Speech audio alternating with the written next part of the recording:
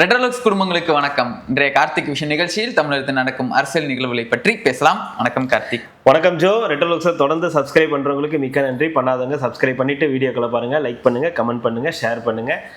Super thanks மூலியமாகவும் support பண்ணுறவங்களுக்கும் மிக்க நன்றிகள். போகலாங்களா? ஏதோ ஒன்று சொல்லணும்னு நினச்சேன், ஆரம்பிக்கும் போது மறந்துட்டேன். ஆரம்பிக்கும் போதா ஏதோ சொல்லணும்னு நினச்சேன், மறந்துட்டேன். இது குடும்பங்கள் வந்து சப்ஸ்கிரைப் பண்ண மாட்டேங்கிறாங்க. இல்லை அது ஒரு பக்கம் வருத்தங்கள் இருந்தாலும் ஃபீல் பண்ணுறான். இல்லை, வேற ஏதோ ஒன்று சொல்லணும்னு நினச்சேன், இதை பற்றி பேசணும்னு நினச்சேன், ஆனால் டாபிக் மறந்துச்சு. ஞாபகம் வந்தால் சொல்கிறேன். லென்த் அதிகமாக இருக்குதுன்னு சொன்னதா? அது நானே சொல்கிறேன், உங்களுக்கும் தெரியும், அதனால ஒன்றும் இல்லை. கண்டென்ட் இல்லை, வேற ஏதோ ஒரு யாரோ ஏதோ சொல்லணும்னு சொல்லியிருந்தாங்க, ஏதோ போட்டிருந்தாங்க, அதை சொல்லணும்னு நினைச்சேன். அது என்னன்னு எனக்கு சரியா. நாகராஜன் யாராவது என் பேரை சொல்ல வேணும்னு சொல்லி அதையும் போட்டிருந்தாரு. பல பேர் எங்க பேரை சொல்லுங்க, என்னன்னு சொல்றது, பேரை சொல்றதுன்னே தெரியல. ஆக்சுவலா இன்னைக்கு மூடு எப்படி இருக்குன்னா, நீ யோடு அப்படின்ற மாதிரி இருக்குது. அம்மா வீடியோன்ற மாதிரி நேரா ஏதாவது பேசுன்ற மாதிரி லாகு போயிட்டு வரலாம், போகலாம்ல. ஏதோ ஊருக்கு வரணும்னா சொல்லுங்க, வந்து லாக் எடுத்துருக்கோம். ஐயா இந்த சரி விடுங்க, வர வேணும்னு சொல்லுங்க, எங்க ஊருக்கு வர வேணும்னு சொல்லிருங்க போதும். சொல்லலும் போகிறது கிடையாது. அப்புறம் எதுக்கு அவங்கள கூப்பிட சொல்றீங்க? இருந்தாலும் எவ்வளவு பேர் கூப்பிடுறாங்கன்னு நம்ம பார்க்கணும்ல, நம்மளை மதிச்சு. யார் இல்லைன்னா ஒருத்தவங்க நமக்கு வந்து ஒருத்தர் இது கொடுத்துட்டு போனார் இல்லையா, கிஃப்ட். ஒரு இது வந்து குக்கீஸ் வந்து கொடுத்துட்டு போனாரு. அது அன்னையிலேருந்து சொல்லணும்னு நினச்சிக்கிட்டு இருந்தேன், அதை வந்து மறந்துட்டேன். அவர் பேர் வந்து ஹமீத் ஏதோ ஒன்று வரும், வாணியம்பாடியிலேருந்து வந்து பார்த்து எங்களை பார்த்து பேசிட்டு போனார். உடனே அவருக்கு மட்டும் கொடுத்தீங்களே அப்படின்னு அவர் எப்படியே கண்டுபிடிச்சி நம்ம கான்டாக்ட் பண்ணி வந்து பார்த்து நான் வந்தே ஆகணும் அப்படின்னு சொல்லி வந்து பார்த்துட்டு போனார். அவருக்கு வந்து 2 குக்கீஸ் கொடுத்துட்டு போனார். நமக்கு ஒன்று, ராவுத்தர் சாருக்கு ஒன்று கொடுத்துட்டு போனார். சாரி பிரதர், ராவுத்தர் சார் வந்து நாட் அவைலபிள். அதனால அந்த குக்கீஸ் அவர் எப்போ வராரோ அப்போதான் எங்களால் வந்து கொடுக்க முடியும். அது பத்திரமா இருக்கு, எங்களுது தான் காலி பண்ணோம். ரெண்டாவது வந்து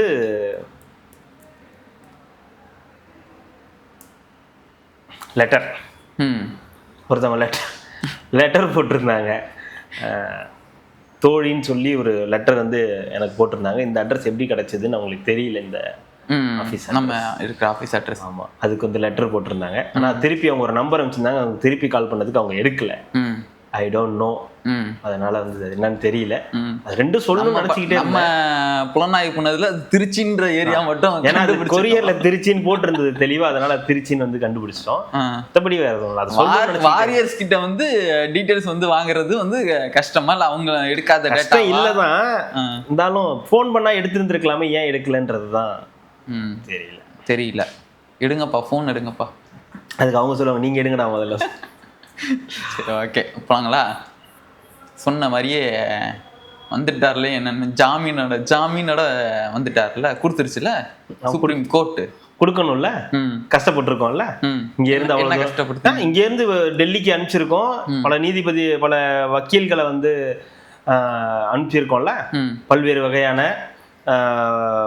புலனாய்வு செய்யக்கூடியவர்கள். ஒரு நிமிடத்திற்கு சர்க்கார் படத்துல வரும்ல, ஆமாப்பா 1 மணி நேரம் வாதாடினார்னா பல லட்சங்களை வாங்கக்கூடியவர் அப்படின்ற மாதிரியான நபர்கள் எல்லாம் போய் பார்த்து சொல்லி, அண்ணனை இந்த தடவை மட்டும் எப்படியாவது அப்படின்ற மாதிரி சொல்லி அனுப்பி வெற்றி அடைஞ்சிட்டோம்ல. என்ன ஜாமீன் கொடுத்தாங்க, என்ன வெடிதான் வைக்கல இன்னும். இந்தாங்க பாஸ்போர்ட் எல்லாம் கொடுத்துருங்க, விசாரணைக்கு ஒத்துழைக்கணும், தெரியும்ல? தெரியுங்க ஐயா. சரி, அப்படின்னா பாஸ்போர்ட் எல்லாம் கொடுக்குறோம், லஞ்ச ஒழிப்புத்துறை இதுக்கு என்னன்றத பதில் சொல்லுங்க அப்படின்னு சொல்லி வந்து சொல்லியிருக்காங்க. அதனால அண்ணனும் வந்து இது பண்ணாம இன்னைக்கு இது கேட்டாரு. காலையில என்ன உயர்நீதிமன்றத்துல கேட்டிருந்தாரு, எனக்கு 6 நாள் லீவு கொடுத்தீங்கன்னா அருமையா எல்லா வேலையும் ஜம்முன்னு முடிச்சுட்டு உங்க முன்னாடி வந்து சாவகாசமாவே நிப்பேன், நான் சும்மா சிட்டா பறந்து வந்து நிப்பேன் அப்படின்னாரு. அதுக்கு அது போறதுக்கு முன்னாடி உச்ச நீதிமன்றம் சொல்லிடுச்சு, யாரு நம்ம இவருங்களா, ஏங்க இவருக்கெல்லாம் என்னங்க நீங்க ரெடி பண்ணி வைக்கணும் இல்லைங்க, இவருக்கெல்லாம் வரும்போதே கொடுத்துரும், நீங்க வராதிங்க கொடுத்து அனுப்பிச்சிருங்க அப்படின்னு சொல்லணும். அதனால வந்து படா தோஸ்துன்றதுனால வாங்க நாங்க இவருக்கெல்லாம் போய் வெயிட்டிங். இப்ப சில பேர்லாம் இந்த பிரீமியம்லாம் இருப்பாங்கல்ல, இந்த பிளிப்கார்ட் அமேசான்ல பிரீமியம்லாம் இருப்பா, அவங்களுக்கு இந்த வெயிட்டிங்லாம் கிடையாது, வெயிட்டிங் இருக்காது, உடனே டெலிவரி நடக்கும், அமௌண்ட் டிஸ்கவுண்ட் பண்ணுவாங்க, இதெல்லாம் இந்த மாதிரிலாம் இருக்கும்ல. அந்த மாதிரி அவரெல்லாம் வரும்போதே இவரெல்லாம் அனுப்பிச்சு விட்டுருங்க, உடனே கொடுத்துருங்க, கேட்காதீங்க அப்படின்ற மாதிரி.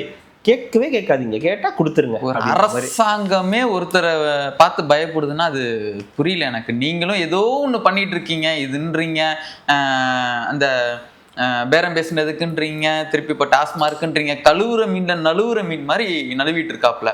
பாருங்களேன் எப்படி இருக்கு பாருங்களேன். இங்க ஆரம்பிக்குது, எங்கேயோ போகுது, வேற ஒரு வழக்குக்கு வராரு. இப்ப நாளைக்கு வந்து டிரான்ஸ்ஃபார்மருக்கு ஊழல திருப்பி கொண்டு வருவீங்க, திருப்பி அனுப்பிவிடுவீங்க, திருப்பி அண்ணன் கோர்ட்டில் போய் நிக்கணும் ஜாமீனுக்கு. இது கூட நிக்க மாட்டீங்களா? என்னங்க இது கூட டெய்லி எனக்கு கோர்ட்டுக்கு போயிட்டு வரதுதான் வேலையா? ஏங்க என்னங்க ஒரு அரசு ஒரு வழக்கை எடுக்குது, சரி ஒண்ணுதான் பார்த்தா அவர் மேலேயே ஒரு 10 வழக்கு இருக்குது, 1 by 1 வராங்க. இதுல போறீங்களா, சரி போயிட்டு வாங்க, இதுல போய் வாங்கிட்டு வாங்க அனுப்பிச்சு விடுறாங்க. சரி அடுத்ததுக்கு வரேன், குதிரைப்பேர வழக்குல வரேன், குதிரைப்பேர வழக்குல நான் வாங்கிட்டேன், சரி ஓகே டாஸ்மாக்ல வரேன், டாஸ்மாக்லயும் வாங்கிட்டேன், முன்ஜாமீன் வாங்கிட்டேன், சரிங்க அடுத்து இபிக்கு வரேன், இபில இருந்தீங்கல்ல டிரான்ஸ்ஃபார்மர் இருக்குல்ல, அதுல வரேன் இருங்க, சரி ரைட் எல்லாம் முடிஞ்சிச்சு, அந்த பழைய போக்குவரத்து இருக்கு அதுல வரேன் இருங்க. என்னங்க ஒருத்தர் மேலேயே 1000 கேஸ் போட்டு வச்சிருக்கீங்க. அதனாலதான் சொன்னா அவங்களுக்கு க்ளோஸ் ஃப்ரெண்ட்ஸ். வரும்போதே பிரீமியம் தான், நம்ம எப்படி பிளிப்கார்ட் பிரீமியம், அமேசான் பிரீமியம்லாம் வச்சிருக்கோமே, யூடியூப் பிரீமியம் மாதிரி அண்ணன் வந்து ஒரு பிரீமியம். எதுக்கு நீங்க அங்கேயும் இங்கேயும் ஒளிஞ்சுக்கிட்டு இருக்கீங்க, பங்கருக்குள்ளாரெல்லாம் போகாதீங்க, இங்க வாங்க வச்சுக்குங்க, அடுத்து ஏதாவது வேணுமா இப்பயே போட்டு தரவா, இல்ல போட்டாங்கன்னா சொல்றேன், இப்போ நானே வாங்கினேன்னா கன்ஃபார்ம் ஆயிடும், அது சரிப்பட்டு வராது, நெக்ஸ்ட் ஏதாவது வேணும்னா சொல்றேன் போட்டு கொடுத்துருங்க அப்படின்ற மாதிரி அனுப்பி விட்டுருங்க. ஆமாமா, எதுக்கு வந்துகிட்டு போய்கிட்டு அதெல்லாம் வேண்டாம் அப்படின்னு அழகா போட்டு கொடுத்தாங்க. அண்ணன் வந்துட்டாரு, வெற்றி கிடைச்சிருச்சு, ஜாமீன் கிடைச்சிருச்சு, பாஸ்போர்ட்டை கொடு, அதெல்லாம் இருக்கட்டும், பாஸ்போர்ட்டை கொடு, விசாரணைக்கு ஒத்துழைக்கணும், இல்லைன்னா முடிச்சிருவோம் தெரியலன்னு. ஓகே நான் அதெல்லாம் டன் அப்படின்னா. ஏற்கனவே இங்க உயர் நீதிமன்றத்துல கொடுத்தாங்க இல்லையா, அப்ப பயங்கரமா விசாரணைக்கு ஒத்துழைச்சிட்டாரு இல்லையா, அதனால இப்ப உச்ச நீதிமன்றம் கொடுத்திருக்கு, அதுக்கும் பயங்கரமா ஒத்துழைக்கிறேன்ற ஒரு சொல்லிக்கிறாங்க. அதனால வந்து ஒத்துழைச்சிருவாரு, வழக்குல வந்து உங்களுக்கு தீர்ப்பு வந்துடும், யாரு என்னன்றது தெரிஞ்சு அவங்களுக்கான தண்டனை எல்லாம் வந்து கிடைச்சிரும். நம்புவோம், பேசாம உள்ளே வச்சுக்க சொல்றோம், இல்ல நம்புவோம், இதுக்கெல்லாம் தீர்ப்பு வந்துரும் நம்ம நம்புவோம். மக்களாகிய நாமெல்லாம் வந்து நம்ம இவங்க வந்து ஊழல் பண்ணது, இவங்க என்ன நடக்குது ஏது நடக்குது அப்படின்ற எல்லாத்தையும் நம்ம வந்து தீர்ப்பு வந்துரும் ஒரு நாள் நம்புவோம்.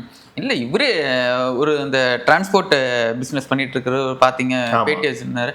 அவரு அந்த பேட்டியில என்ன சொல்றாருன்னா, செந்தில் பாலாஜி அவர்களுக்கு வந்து பார்ட்டி ஃபண்ட் கொடுத்தாதான் அவர் வந்து டெண்டரே வந்து போய்ங்க, சும்மாங்க அவங்க ஏதாவது போய் சொல்லுவாங்க, அவதூறு பரவாயில்ல, சும்மா அவர் ஒரு நல்ல மாமனிதர், அவர் போய் அதெல்லாம் பண்ணுவாரா, அவர் போய் பார்ட்டி ஃபண்ட் வாங்கினாரு அது இது. பார்ட்டி ஃபண்ட் யாரா வாங்கினான்னு கேட்டா ஒட்டுமொத்த 59 பேர் எந்திரிப்பாங்க. என்ன பார்ட்டி ஃபண்ட், எங்களுக்கு அதுக்கு என்ன சம்பந்தம், யார் வாங்கினான்னு சொல்லுவோன்னா, யாரா இதுக்கு முன்னாடி ஆட்சியில் இருந்தா எங்களுக்கு தெரியாது அப்படின்னு. உங்களுக்கு தெரியாதா, நீங்க தானே ஆட்சியில் இருந்தீங்க, நாங்க தான் இருந்தோம், ஆனா யார் பார்ட்டி ஃபண்ட் வாங்கினான்னு எங்களுக்கு தெரியாதுன்ற மாதிரி 59 பேரும் ஒரே நேரத்தில் எந்திரிக்கும் போதே தெரிய வேணாமா பார்ட்டி ஃபண்ட் யார் வாங்கியிருப்பான்னு. அப்படி இப்ப சொல்றதுனால மட்டும் இப்ப என்ன ஆயிட போகுது, இந்த வழக்கு என் மேல அவதூறு பரப்புறாங்க, தாவேக அரசு என் மீது அவதூறு பரப்புது, அதனாலதான் இதெல்லாம் நடக்குதுன்னு. நம்ம ஊர்ல ரொம்ப நமக்கே தெரியுது, இப்ப இவர் ஒரு அரசியல்வாதி, இவர்கிட்ட ஒரு உச்ச நீதிமன்றம் போற அளவுக்கு இவரால் வந்து முடியுது. ஒரு கட்சி இருக்கு, அந்த கட்சியை விட அந்த ஒரு தனி மனிதர் பெரிய நபரா இருக்காரு, அவரை நீங்க டச் கூட பண்ண முடியலையே. நீங்க இங்க இருக்கீங்களோ அங்க இருக்கீங்களோ, நீங்க ஆட்சியில இருக்கீங்களோ இல்லையோ, எதுவுமே உங்களால வந்து அவரை போய் டச் பண்ண முடியல. அந்த அளவுக்கு அவர் வந்து ஒரு பவர்ஃபுல்லான ஒரு நபரா வந்து இருக்கார்ல. அவர் நினைச்சா இங்க இருந்து உயர் நீதிமன்றம் போறாரு, நினைச்சா உச்ச நீதிமன்றம் போறாரு. ஒரு நாள்ல வந்து சொடக்கு போட்டு சொல்லலாம், ஒரு நாள்ல நான் வாங்கிட்டு வருவேன்டா ஜாமீனை, நான் வந்து வாங்கிட்டு வருவேன்டா. நீங்க நினைச்சு பாருங்க, உங்க மேலேயும் என் மேலேயும் ஒரு கேஸை போட்டு அது உயர் நீதிமன்றத்துல ஏதாவது உங்களுக்கு கிடைக்காம போய் நாளை பின்னைக்கு நீங்க போக முடியுமா? உயர் நீதிமன்றத்துக்கே நம்மளால முதல்ல போக முடியாது, இதை செஞ்சு நெத்துக்கு உள்ளே வச்சிருங்கப்பா அப்படின்றுவேன். நம்ம தம்பிக்கு சொல்லுவோம்ல, நான்லாம் ஏன் தெரியுமா சாகாம இருக்கேன், செத்தா செலவாகுன்றதுனாலதான் சாகாம இருக்குன்ற மாதிரி.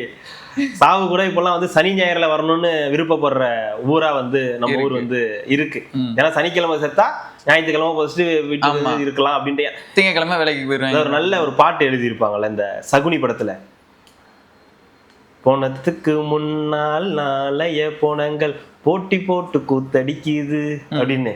இந்த மாதிரிதான் கேட்கல ஃபர்ஸ்ட் பாட்டு, அதுதான் ஓப்பனிங் சாங். அது மாதிரிதான் அவர் இறந்துட்டாரு, அவரு வந்து எப்ப இறக்கணும்ன்றது யாரும் முடிவு பண்ண முடியாது. ஆனா அவரு சனிக்கிழமையில இறந்தா நல்லா இருக்கும்னு யோசிக்க ஆரம்பிக்குதுல்ல, அந்த மாதிரி ஒரு மாதிரி அந்த மாதிரி இப்பெல்லாம் அவர் எவ்வளோ பெரிய பவர்ஃபுல்லாக இருக்காரு பாருங்க. அவர் நினைச்சா அவர் ஒன்று வாங்க முடியுது. நம்மலாம் வந்து என்ன நீங்க நினைச்சாலும் ஒரு ஏழை மக்களோ நடுத்தர மக்களோ மற்றவர்களோ இந்த அரசியல்வாதிகளுக்கும் நமக்கும் நம்ம கேட்குறீங்களா அடிக்கடி அரசியல்வாதிகளுக்கு ஏன் இப்படி அரசியல்வாதிகள்கிட்ட இருக்கிற பவர் அதுதான். அவங்க நினைச்சா அவங்க ஒன்று செஞ்சு வச்சிருக்காங்க. நான் சொல்றது எல்லா அரசியல்வாதிகளையும், இந்த மாதிரி இருக்கக்கூடிய அரசியல்வாதிகள் நினைச்சா என்ன வேணாலும் பண்ண முடியும். உயர் நீதிமன்றம் போகலாம், உச்ச நீதிமன்றம் போகலாம், அதுக்கும் மீறி ஏதாவது போகணும்னா போகலாம். ஏன்னா அந்த அளவுக்கு இருக்கு. நம்ம கிட்ட அது கிடையாது. நம்மளால அதெல்லாம் நம்ம நினைச்சு கூட வந்து பார்க்க முடியாது. ஒரு நம்மளை விட்டுருங்க, நம்மளை விட இன்னும் கீழே இருப்பாங்கல்ல, இந்த இது என்னன்னே தெரியாத ஒரு குரூப்லாம் இருப்பாங்கல்ல, அவங்கள யோசிச்சு பாருங்களேன். போய் கேஸ் போட்டு உள்ள ஏதோ ஒன்று நடந்துருச்சு. ஆமா, அந்த பையனுக்கு இது தண்டனைன்னு சொல்லிட்டாங்க, கைது பண்ணுங்கன்னு சொல்லிட்டாங்க. ஜாமீன் கேட்கறான், கொடுக்கல. இப்ப அவன் எங்க போவான்? அனுபவிக்க அவனால முடியுமா அது? ஆனா பாருங்களேன், ஒரு அரசியல் 5 கட்சியில இருந்த ஒரு நபர் மாறி மாறி ஒரு மதிமுகல இருந்து ஒரு திமுகவுக்கு வந்து, ஒரு அதிமுகவுக்கு வந்து, ஒரு அமமுகவுக்கு வந்து, மறுபடியும் திமுகவுக்கு வந்திருக்கக்கூடிய ஒரு நபரால இது முடியுது. அப்படின்னா அவர் எவ்வளவு பவர்ஃபுல்லான ஒரு நபரா இருக்காரு. எந்த வாய் உங்களை திட்டுச்சோ, எந்த வாய் உங்களை வந்து ஊழல் பெருச்சாலின்னு சொல்லிச்சோ, எந்த வாய் உங்களை வந்து ஒரு மிகப்பெரிய ஒரு இவர் வந்து இவராலதான் வந்து இந்த ஊரே வந்து நாசமா போகுதுன்னு சொன்னாரோ, அதே வாயால தியாகின்னு சொல்ல வச்சாரு பாத்தீங்களா? அதே வாயால இவர் ஒரு போராளின்னு சொல்ல வச்சாரு பாத்தீங்களா? அது ஒரு பெரிய பவர்ஃபுல்லா வந்து பார்க்கணும். அது நீங்க வந்து அதனாலதான் உச்ச நீதிமன்றமே வந்து இவர் போனோடனே ஜாமீன்லாம் வந்து கொடுத்துருது. ஸ்டாலினே தியாகின்னு சொன்ன நபர்ப்பா, இவருக்கெல்லாம் நம்ம கொடுத்துடணும்னு சொல்லி கொடுத்துட்றாங்களோ என்னவோ தெரியல. அது அவங்களுக்கு தான் வெளிச்சம். சட்ட போராட்டம் ஏதாவது வந்துட போகுது. ஆமா ஆமா, பயங்கரமா வந்துடும் சட்ட போராட்டம். டெல்லி காப்பாத்துதோ அவரை இருக்கலாம் ஐயா. இதுல பயங்கரமான அரசியல் இருக்கு. நம்ம வந்து மேம்போக்கா இப்படி வந்து இவர் போனாரு கிடைச்சிருச்சுன்னா நம்ம வந்து எதையுமே வந்து இதுல ஜாமீனை விட்டுருங்க. ஜாமீனே கொடுக்கலன்னா கூட இருந்தா கூட இவர் அரெஸ்ட் பண்ணா கூட அவ்வளவு சீக்கிரம் எதையுமே நீங்க இப்பெல்லாம் வந்து பண்ணிட முடியாது. ஏன்னா மேல ஒரு தலைக்கட்டு அங்க இருக்கு இல்லையா? அவங்க இவரை வச்சு இவங்கள லாக் பண்ணுவாங்க. இவர் மூலியமா இவருக்கு இது ஆச்சுன்னா இவரால் நீங்க மாட்டுவீங்க, உங்களால் இது நடக்கும், இது பரவாயில்லையா, இப்போ இவர் ஆட்சியில் இருக்காரு, இதில் மாட்டினா அவருக்கு ஏற்கனவே நல்ல வரவேற்பு இருக்கு, இதெல்லாம் அவன் பண்ணாருன்னா அவருக்கு இன்னும் பயங்கரமா வரவேற்பு இருக்குன்னு இவங்க அதுக்கு ஒரு சில விஷயங்களுக்கு வளைஞ்சு கொடுப்பாங்க, சில விஷயங்களை ஏத்துப்பாங்க, ஏதோ ஒன்று சம்திங் அவங்களுக்குள்ள நடக்கக்கூடிய இந்த ஃபிஷி இருக்கும்ல சொல்லுவாங்கல்ல, சம்திங் ஃபிஷி. அந்த ஃபிஷி வந்து அதான் இப்போ நான் பேசுனதால உங்ககிட்ட வருது. இது வந்து இந்த மாதிரி நடக்கக்கூடிய விஷயங்கள். அதனால இதுல அரசியலுக்குள்ளார பல விஷயங்கள் இருக்கும்.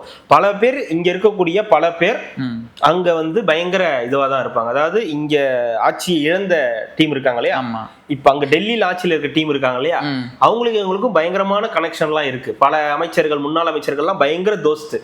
வெளியிருந்து நீங்க நல்லா உங்களுக்கு எக்ஸாம்பிள் சொல்லணும்னா, தயாநிதி மாறனும் சேகர் பாபு அவர்கள் பேசும்போது உன்னதான் போன்ல உன்னதான் பிரச்சனை திட்டிட்டு இருக்கோம்னாங்கல்ல, அதெல்லாம் உங்களுக்கு ஒரு சின்ன example, little bit of example. உங்களால கண்டுபிடிக்க முடியும்னா அந்த நபர் யார் அப்படின்னு கண்டுபிடிங்க. அதான் இந்த மாதிரி இருக்கக்கூடியவங்க எல்லாம் இங்கவே இப்படியே இப்படி பேசுறாங்கன்னா உள்ளுக்குள்ள என்ன மாதிரியான விஷயங்கள் இருக்குன்றத நம்மளால வந்து நம்ம புரிஞ்சுக்கணும். இது ஆனா வெளி உலகத்துக்கு வந்து இவங்க வந்து ஆஸ் யூஷுவல் அடிச்சுக்கிற மாதிரி தங்கராஜ் பாய் தான் அப்படிதான் வந்து காட்டிப்பாங்க. இப்ப நம்ம இதுக்காக வந்தே மாதரத்துக்காக அங்க போராடலையா, முழக்கங்கள் இடலையா, போராடடா ஒரு வாழேந்தாடான்னு பாட்டு மட்டும்தான் போடல. போய் அங்க போய் ஜனகணமனுக்கு எதிராக வந்தே மாதரம்னா ஜனநாயகனுக்கு எதிராக போய் ஒருத்தர் போராடிட்டு இருக்காரு. ஏன்னா மனசுக்குள்ள ஃபுல்லா அதுதான் இருக்கு. அவன் தானே ஜனநாயகன் அப்படின்னே நமக்கு இருக்கோ இல்லையா, அவங்களுக்கு இருக்குது. உள்ளுக்குள்ளார ஜனநாயகன் ஜனநாயகன் ஜனநாயகன் ஜனநாயகன் பேசி பேசி அது பேசுனதுனாலே இன்னொரு தெரியல அவங்களுக்கு வந்திருக்குன்னு நினைக்கிறேன். அங்க போய் ஜனநாயகன்ட்டாரு பொசுக்குன்னு. அப்புறம் இல்ல இல்ல அது ஜனகணமன அது வந்தே மாதரம் அப்படின்னு ஏதோ பேசி சமாளிக்கிற ஒரு நிலைமையாகி போச்சு. ஆனா தமிழ்நாட்டுக்காக இது வந்தே மாதரத்துக்காக போராடினது யாரு? 2 பேரு, ராசா கனிமொழி, 2 பேர் தான் போறாங்க. மத்தவங்கெல்லாம் வாய் மூடி அமைதியா இருந்தாங்க. சூப்பர், வேற லெவல். உங்களை அடிச்சுக்க ஆளே கிடையாது. இத்தனை வருஷமா ஆட்சியில் இருந்தீங்களே, மேகதாது அன்னைக்கு ஏதாவது ஒரு வழி பண்ணியிருக்கலாமே. இத்தனை வருஷமா ஆட்சியில் இருந்தீங்களே, முல்லை பெரியாருக்காக ஏதாவது ஒன்று பண்ணியிருக்கலாமே. இத்தனை வருஷமா ஆட்சியில் இருக்கீங்களே, எவ்வளோ நல்ல விஷயங்களை பண்ணியிருந்திருக்கலாமே தமிழ் மக்களுக்கு. எவ்வளோ நீங்க போராடுறீங்களே பல விஷயங்கள், இன்னமும் போராடுறோன்றீங்களே, வந்தே மாதரத்துக்காக போராடுறோம், தமிழ் தாய் வாழ்த்துக்காக போராடுறீங்களா, அதெல்லாம் நீங்க அப்பவே பண்ணியிருந்திருக்கலாமே. அந்த இதுல தானே நீங்க பல வருஷமா இருந்தீங்க. இப்ப இருக்கிற பிஜேபி கூட வேணும், அப்ப இருக்கிற காங்கிரஸோட அவ்வளோ இணக்கமா இருந்தீங்களா, அப்போ அவ்வளோ விஷயங்கள் பண்ணியிருக்கலாமே. எல்லாமே நமக்கு நம்ம ஏதோ வந்து நம்ம ஒரு ஆற்றாமையோட பேசிக்கிட்டு இருக்கோம், அவ்வளவுதான். மற்றபடி இதுல வந்து இது நடக்கும், இது நடந்துரும், இது நாளை பின்ன நடந்து முடிஞ்சிரும் அப்படின்றதெல்லாம் எதுவுமே வந்து கிடையாது. இப்ப இருக்கிற ஒட்டுமொத்த பேருக்கும் இருக்கக்கூடிய ஒரே எண்ணம் ஒன்னே ஒண்ணுதான், இந்த ஆட்சி, அவ்வளவுதான். இது அதிமுகவோ திமுகவோ பிஜேபியோ எல்லாருக்கும் நாம் தமிழருக்கோ எல்லாருக்கும் இருக்கக்கூடியது ஒன்னே ஒண்ணுதான், தாவைக்காட்சி அடிச்சு காலி பண்ணிடலாம். உங்ககிட்ட என்னெல்லாம் கிடைக்குதோ ஆயுதங்கள், கல்லோ என்ன கிடைக்குதோ, உங்க கையில என்ன ஆயுதம் கிடைக்குதோ அதை எடுத்து நீங்க அடிச்சுக்கிட்டே இருக்கலாம். அதனால வந்து அது என்ன நடக்கும்ன்றது நம்மளால சொல்ல முடியாது. ஏன்னா ஒரு மோஸ்ட் பவர்ஃபுல் மேனோட நீங்க வந்து மோதிக்கிட்டு இருக்கீங்க அப்படின்றது தான் இதுல இருக்கக்கூடிய சாராம்சம். ஆனா பாதிக்கப்படுறது மக்கள் நம்மள மாதிரி. அதை பத்தி யாருக்கு என்ன, அதை பத்திலாம் கவலை கிடையாது. எல்லாமே இங்கே தானங்க வருது. அதுக்கு எதை பண்ணாலும் குத்தோன்னு சொல்றீங்க. அந்த விவசாயிகளுக்கு வந்து கடன் ரத்துப்படி பண்றது ஒழுங்கா நீங்க பண்ணல, கொடுங்க அப்படின்றீங்க. கொடுக்கணும்னா என்கிட்ட எங்க கையில காசு இருக்குது, கஜானாவை வலிச்சு வச்சுட்டு போட்டீங்கன்னு சொல்றாரு. அதுக்கு திருப்பி கொடுங்க. அதெல்லாம் சரிபட்ட நீ என்ன சொன்ன, கடன் வாங்கியாவது கொடுக்கலாம்னு பார்த்தா 3 மாசத்துல 20,000 கோடி கடன். அதெல்லாம் பேச, அதெல்லாம் நீ என்ன சொன்ன, ரத்து பண்ணுன்னு சொன்னியா இல்லையா? அதுதான் பண்ணணும். நீ காசுதான் இல்லையே கஜானால. அதை பத்தி நீ முன்னாடியே சொல்லிருக்கணும்ல. இப்போ திட்டுறீங்களே 3 மாசத்துல 20,000 கோடி வாங்கிட்டேன்னு. அதெல்லாம் நாங்க சொல்லதான் செய்வோம். நாங்க அசிங்கமா திட்டுவோம், ஒருமையில பேசுவோம், கடன் வாங்கிட்டோம்னு ஒரு நரேட்டிவை செட் பண்ணுவோம். நீ உன்னால காவிரியை கொண்டு வர முடியலன்னு வந்து பேசுவோம். சரி கர்நாடகத்துக்கு நான் பேசுறதுக்காக போறேன்னு சொன்னா ஏன்டா பேசுறதுக்கு போறேன், நான் அப்புறம் நாங்க பேசுனதெல்லாம் வீணா போயிடும் அப்படின்னுவேன். போகலன்னா அதை பத்தியா நீ, உனக்கு அது கூட துப்பு கிடையாது. இந்நேரத்துக்கு முத்துவேல் கருணாநிதி ஸ்டாலினாக இருந்திருந்தால் இந்நேரத்துக்கு அப்படியே கையோட கூட்டு வந்திருப்பாரு, அப்படியே குழிய பறிச்சு அங்கிருந்து அவரே கொண்டு வந்து சேர்த்து அப்படி அதுலயே வந்து மிதந்துட்டு வந்திருப்பாரு, நீச்சல் போட்டு வந்திருப்பாரு அப்படின்றீங்க. ஏதாவது பேசினார்னா அது இல்ல, இதை பத்தியே பேச மாட்டேங்கிறீங்க அப்படின்ற ஒரு குற்றச்சாட்டையும் வந்து வைக்கிறீங்க. காவிரி நதிநீர் பிரச்சனைன்றது ஏதோ இன்னைக்கு பிரச்சனை நாளைக்கு பிரச்சனை இல்லை. அது நம்மளுடைய வாழ்வாதார பிரச்சனை, நம்மளுடைய டெல்டா பகுதியோட பிரச்சனை, நம்மளுடைய உணவு சம்பந்தப்பட்ட பிரச்சனை, நம்மளுடைய நீர் சம்பந்தப்பட்ட பிரச்சனை. இதை வந்து கர்நாடகா எப்படி அணுகுதோ அந்த மாதிரி நம்ம அணுகிறத விட்டுட்டு நம்ம இங்க ஒன் சைடா நின்று இந்த அரசை வந்து குறை சொல்றதுலதான் வந்து குறியா இருக்கும். போனா ஏன்டா போறேன்னு கேக்குறேன், போகலன்னா ஏன் போக மாட்டேங்கிற, உன்னால ஒரு பேச்சுவார்த்தையை கூட நடத்த முடியாதான்னு கேட்குற. பேச்சுவார்த்தையை நடத்துறேன்னு சொன்னா நாங்க இதனால் வரைக்கும் பேசுனது எல்லாம் கெட்டு போயிடும், இதனால நடுவர் மன்றம் அழிமிக்கிறது வந்து கெட்டு போயிடும், அப்புறம் உங்களை ஏமாத்திடுவாங்க, உங்களுக்கு தண்ணி தர மாட்டாங்க அப்படின்றது. இந்த மாதிரி எல்லாத்துக்குமே வந்து ஒரு இது வந்து விரிவாக்கம் ஒண்ணு வந்து வச்சிருக்காங்க. அப்ப எது செஞ்சாலுமே இங்க பிரச்சனை அப்படின்றது நல்லாவே தெரியுது. ஏன்னா ஒருத்தனை அடிக்க ஒட்டுமொத்த பேரும் ஒன்னா சேர்ந்திருக்காங்க, ஒரு டீமாவே வந்து சேர்ந்திருக்காங்க. இது அந்த விஷயம் கிடையாது. இதை வந்து ஒரு அரசுக்கு எதிரான பிரச்சனை கிடையாது, இது நம்மளோட தமிழ்நாட்டோட பிரச்சனை. இன்னைக்கு வர சொல்றாங்க, அவங்கதான் வர சொல்றாங்க, இன்னைக்கு வந்து வர வேணான்றாங்க. அப்போ சிஎம் அவர்கள் அங்க போறதுன்ற முடிவு எடுத்ததுக்கு அப்புறம் அப்ப என்னன்னா அங்க போனா தண்ணி தர வேண்டிய அவசியம் அவங்களுக்கு கம்பல்சரி இருக்கு. இங்க இந்த பிரச்சனை இருக்கு, ஏற்கனவே இந்த மேலாண்மை குழு நீங்க தண்ணி கொடுக்கணும்னு சொல்லிட்டாங்க, 3500 கன அடி நீரை நீங்க திறந்து விடணும் அப்படின்னு வந்து சொல்றாங்க. திங்கக்கிழமை நமக்கு வந்து ஆடிப்பெருக்கு வருது, அப்போ நமக்கு இந்த தண்ணி வேணும்ன்ற பிரச்சனை இருக்கு. அப்புறம் இங்க இருந்து போனாருன்னா அப்ப தண்ணி வந்து வரணும். அப்ப இங்க இருந்து ஒருத்தர் சும்மா போக மாட்டாரு, கண்டிப்பா இந்த டீமோட அவங்க போய் பேசுவாரு. சோ அதை எங்களால முடியாதுன்னா கூட நீங்க இந்த மினிமம் லெவல்ல எங்களுக்கு தண்ணி அனுப்பி ஆகணும்னு சொன்னாருன்னா அவங்களாலே அதை வந்து மறுக்க முடியாது. ஆனா இப்ப என்ன பண்ணிட்டாங்க, டக்குன்னு இதெல்லாம் புரிஞ்சுக்கிட்டு அவங்க எங்களுக்கு ரிக்வெஸ்ட் வச்சாங்க வரோன்னு சொல்லி, நாங்க வாங்கன்னு சொன்னோம். ஆனா இப்போ நீங்க வர வேணாம் அப்படின்றாங்க. ஏங்க இப்போ நாங்க வரக்கூடாது அப்படின்னு கேட்டா, இப்போ நீங்க வந்தீங்கன்னா எங்களுக்கு இங்க நிறைய பிரச்சனை இருக்கு, இங்க நிறைய பதற்றமான சூழல் இருக்கு. அந்த பதற்றமான சூழல் உருவாக்குறதே நீங்க தானே ஐயா. இங்க எங்க கர்நாடகாவுக்கு ஒரு பாஜக, தமிழ்நாட்டுக்கு ஒரு திமுக. கர்நாடகா காங்கிரஸ் ஆளுது, அங்க பிஜேபி எதிர்கட்சி. அப்போ கர்நாடகால விஜய் அவர்கள் போனார்னா, சிஎம் அவர்கள் போனார்னா தண்ணி கொடுக்குற நிலைமை வந்துச்சுன்னா அது டி.கே. சிவகுமாருக்கு ஒரு பிரச்சனை, அவருடைய கவர்மெண்ட்டுக்கு ஒரு இஷ்யூ. அதனால அங்க ஒரு மாபெரும் போராட்டத்தை கையில் எடுப்பாங்க. அங்க இருக்கக்கூடிய விவசாயிகள் அமைப்புகள் இந்த பாஜக கையில் எடுத்து போராடும். இங்க சிஎம் அவர்கள் தண்ணி கொண்டு வரலன்னா இங்க இருக்கிற திமுக மற்ற கட்சிகளோட சேர்ந்துகிட்டு விவசாயிகள் இவங்களை எல்லாம் சேர்த்துக்கிட்டு ஒரு போராட்டம் நடத்துவாங்க. தண்ணி கொண்டு வரல, தண்ணி வரல, நம்மளோட உரிமைகளை பாதுகாக்கல, தண்ணி வரமாட்டேங்குது. அப்போ இது ஒரு அரசியல். இதுல ஒற்றுமைன்றது ஒரு விஷயம் இல்ல. அவங்க ஒரு விஷயத்துல ஒற்றுமையா இருக்காங்க, தண்ணி கொடுக்க கூடாதுன்றதுலயே ஒற்றுமையா இருக்காங்க. நம்ம கிட்ட அது கூட இல்ல. இங்க இருக்கக்கூடிய அரசியல் கட்சிகள்ல தண்ணியை வாங்குறதுக்கு என்ன பண்ணணும்ன்ற ஒரு ஐடியா இல்லாம இதை எப்படி அரசியல் பண்ணலாம், இந்த தண்ணி விஷயத்துல எப்படி அரசியல் பண்ணி இந்த தாவேக அரசை மொக்க பண்ண பார்க்கலாம், இந்த தாவேக அரசை வீழ்த்த பார்க்கலாம், இதன் மூலியமா நமக்கு எப்படி ஒரு கெயின் கிடைக்கும் அப்படி அரசியல் பண்ணலாம், அரசியல் பண்ணாம யாரும் இருக்க முடியாது, இவங்களால அரசியல் பண்ணாம இருக்க முடியாது. ஆனா எந்த விஷயத்துல பண்றோன்றதுக்குல இது ஒரு தண்ணீர் சம்பந்தப்பட்ட விஷயம் கிடையாது, இது நம்மளுடைய வாழ்வாதார சம்பந்தப்பட்ட பிரச்சனை. இதுல நம்மளுடைய ஒற்றுமையை காட்ட வேண்டிய இடத்துல வந்து நம்ம வந்து இருக்கோம். அப்படி ஒருவேளை விஜய் அவர்களால இந்த தண்ணியை வாங்க முடியலன்னா அப்ப அவரோட திங்கிங் அடுத்த லெவலுக்கு போகும்ல. இப்ப கர்நாடகாவுக்கு போற பல விஷயங்களை வந்து தடுப்பாரு, நமக்கு தண்ணி தராதவங்களுக்கு நீங்க அங்க வந்து இதெல்லாம் ஸ்டாப் பண்ணுங்கன்னு. அப்புறம் அவங்க இருக்கக்கூடிய நம்ம தமிழர்களுக்கு வந்து பல பிரச்சனைகள் வரும். இதனால நிறைய பிரச்சனைகள் வரதுக்கு வாய்ப்பு இருக்கு. அப்ப ஒட்டுமொத்தமா தமிழ்நாடும் கர்நாடகாவும் சேர்ந்து தண்ணியை வர வைக்க வேண்டிய வேலையை தான் நம்ம வந்து பார்க்கணுமே. அவங்களுக்கு தேவையான தண்ணீரை விட்டு நமக்கு வர வேண்டிய சரியான தண்ணீரை கொண்டு வர வைக்க வேண்டியதுதான் நம்மளுடைய வேலையை தவிர அதை விடுத்துட்டு இதுல வந்து அரசியல் பண்றாங்க இல்லையா, அற்புதமான விஷயம். அது வந்து நம்ம வந்து ஆரத்தி எடுத்து பாராட்டணும். சூப்பர், அருமை. அப்படி உங்களுக்கு என்ன பிரச்சனை? அவங்க கிட்ட கோடி கோடியா இருக்குது, எங்க வேணாலும் போய்வாங்க, அவங்க கிளம்பி போயிடுவாங்க. பிஸ்லரி வாட்டர்லயே மினரல் வாட்டர்லயே குடிப்பாங்க, குளிச்சாலும் பரவாயில்ல, கீழே ஊத்துவாங்கன்றையா? அதுதான் அவங்களுக்கு என்னங்க பஞ்சாயத்து இருக்க போகுது, நம்ம வயிற்றுல அடிச்சு தானே. அடுத்து இது நேற்றுக்கு நம்ம பேச மறந்துட்டோம், குளத்தூரை விட்டுட்டோம் நம்ம. அந்த இல்லைங்க, அப்பாவுக்கு வந்து ஒரு சந்தேகம் வந்துருச்சு, நம்ம நிஜமாலுமே அங்கே தோத்தோமா இல்லை மிஷின் ஏதாவது ஒர்க் ஆகலையா, அந்த மிஷின்லாம் சரியா இருக்கா பாருங்க அப்படின்னு இருக்காங்க. சொன்னா வருத்தப்படுவீங்க, இன்னும் கேவலமா தோத்துருப்பீங்க. அதை வெளிக்கொண்டு வராம இருக்கும். 2வது தடவை தோத்த மாதிரி கணக்கு வந்துடும், கம்முன்னு இருங்க. ஐயா சொன்னா கேளுங்க ஐயா, வேணாம் ஐயா, நீ செக் பண்றா, அதெல்லாம் ஏதாவது இருக்கும், ஏதாவது 2000 ஓட்டு கம்மியா இருந்தா 8000லேருந்து 6000 சொல்லிக்கலாம்ல. ஐயா ரொம்ப மோசமா போகுதுங்க ஐயா, 8000ன்றது 18000 காட்ட கூட வாய்ப்பு இருக்கு, பார்த்து ஒரு பக்குவமா சொல்றேன். அதெல்லாம் கிடையாது, செக் பண்றபடி செக் பண்ணுங்க அப்படின்னு சொல்லி அந்த மிஷின்ல என்னென்ன நடந்திருக்கு, என்னென்ன கரெக்டா இருக்குன்னு, அதெல்லாம் கரெக்டா தான் இருக்கு அப்படின்னு சொல்லிட்டாங்க. ஆமா, முடிஞ்சு. ரீகவுண்டிங்கும் பண்ண முடியாதுன்னுட்டாங்க. ரீகவுண்டிங்லாம் எப்படிங்க பண்ணுவாங்க? முடிஞ்சிச்சு அது. சும்மா ரீகவுண்டிங் பண்ணி விளையாடுற விஷயம், விளையாட்டு பொருள் அது என்ன, எத்தனை தடவை நடந்திருக்குன்னு திருப்பி போட்டு பாக்குறதுக்கு அழகா 2 2s are 4ன்னு போட்டு கால்குலேட்டர் காட்டு காரி துப்பிட்டு போயிடுச்சு இல்ல. அப்புறம் திருப்பி வந்து இதுல காட்டு, இதை காட்டு, அதை காட்டுன்னா பாத்தீங்களா, மத்தியில கை கோத்து அதுக்குள்ள டேட்டா எல்லாத்தையும் அழிச்சிட்டீங்க. என்ன அழிச்சிட்டாங்க? டேட்டாவையா? டெல்டாவை அழிச்சிட்டீங்கன்ற மாதிரி டேட்டாவை தான். ஆமா. இப்ப நான் கேட்கும்போது உங்களால காட்ட முடியல ஆதாரத்தை. காட்டியாச்சே, அந்த கண்ணாடியில பார்த்து ஆனந்தராஜ் பேசுறதுதான் தோத்துக்கிட்டே இருக்கியடா அப்படின்ற மாதிரி. என்னமோ அதை ஏற்றுக்கொள்ள என் மனம் மறுக்கிறது. அதுக்கு யார் என்ன பண்ண முடியும்?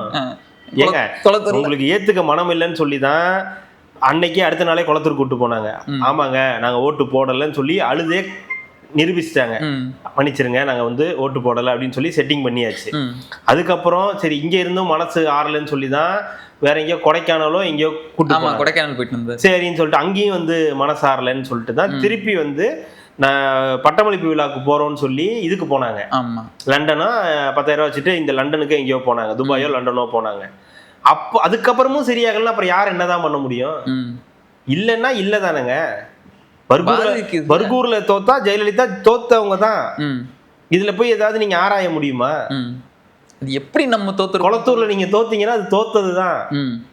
எங்க வேற யாரு வேணாலும் தோத்துருக்கலாங்க. அப்பா எப்படிங்க VS பாபு அவர்கள் கூட நம்ம தோத்துட்டோம் அப்படின்னா நம்மளோட அவர் வந்து அவ்வளவு பெரிய ஆளுமையா அப்படின்னு வந்து ஒரு சந்தேகம் வரதானே செய்யும். பார்த்துருக்காங்களே மக்கள், அப்படித்தானே பார்த்துருக்காங்க. பரவாயில்ல இவர் ஒரு மாதிரி இருந்தா கூட, பழைய இந்த இதுல படத்துல வர மாதிரி ஒரு மாதிரி ஆள் ஒரு மாதிரி இருந்தா கூட சரி பரவாயில்ல இருக்கட்டும், என்ன தப்பு, ஒரு தடவை தானே, என்னதான் நடக்குதுன்னு பாப்போமே அப்படின்னு முயற்சி பண்ணி பார்த்துருக்கேன். நான் என்ன கேட்கறேன், நாளைக்கு ஒருவேளை 5 வருஷம் கழிச்சு தாவேக்கா தோத்துருச்சு, விஜய் அவர்கள் தோத்துட்டாருன்னா இதுக்காக என்ன பண்ண முடியும்? எதுவும் பண்ண முடியாது. தோத்துட்டா நீங்க எதிர்கட்சி அரசியல் தான் பண்ணணும். எதிர்கட்சினா நீங்க எதிர்கட்சி அரசியல் தான் பண்ண வேண்டி இருக்கும். அதுக்காக விஜய் தோற்கடிக்கவே கூடாது, தோற்கவே மாட்டார், அது அந்த கட்சியுடைய நம்பிக்கை, அவங்கள லைக் பண்ற அந்த தொண்டர்களுடைய நம்பிக்கை. அதுதான் திமுகவுக்கும். திமுக தோத்துருச்சுன்றத அவங்களால ஓரளவுக்கு அக்செப்ட் பண்ணிக்க முடியுது. ஆனா ஸ்டாலின் அவர்கள் தோத்துட்டாருன்றத அக்செப்ட் பண்ணிக்க முடியல. என்ன? ஏன்னா அது அவங்களுடைய தலைவர். ஏன்னா அல்லு சில்லாம் ஜெயிக்குது.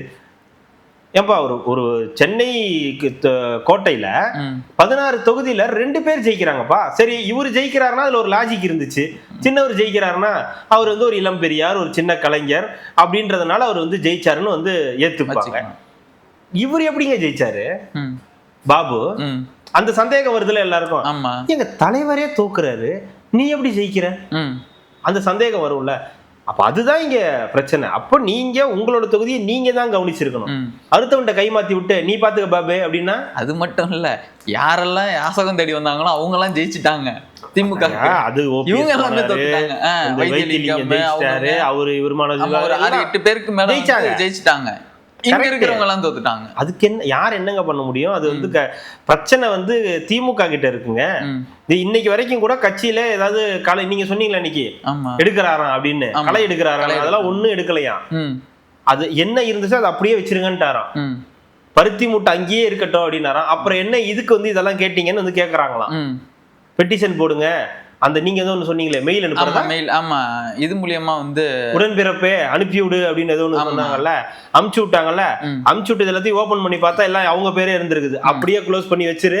இதுக்கு நம்ம தான் காரணம், தோல்விக்கு காரணம் 5 பேர்களை எழுதுக, குடும்பத்தோட 5 பேரையும் எழுதிட்டாங்க, அப்படியே க்ளோஸ் பண்ணி வச்சிரு. ஐயோ இது நம்மளே வேணான்றாங்க. சரி, இது இந்த லெட்டர் தான் தப்பா இருக்கு, இந்த லெட்டர் எடுத்து பார்ப்போம். ஓபன் பண்ணி பார்த்தா அதுலயும் அதே பேர் தான் இருக்கு, குறைஞ்சது 3 பேராவது இருக்கு.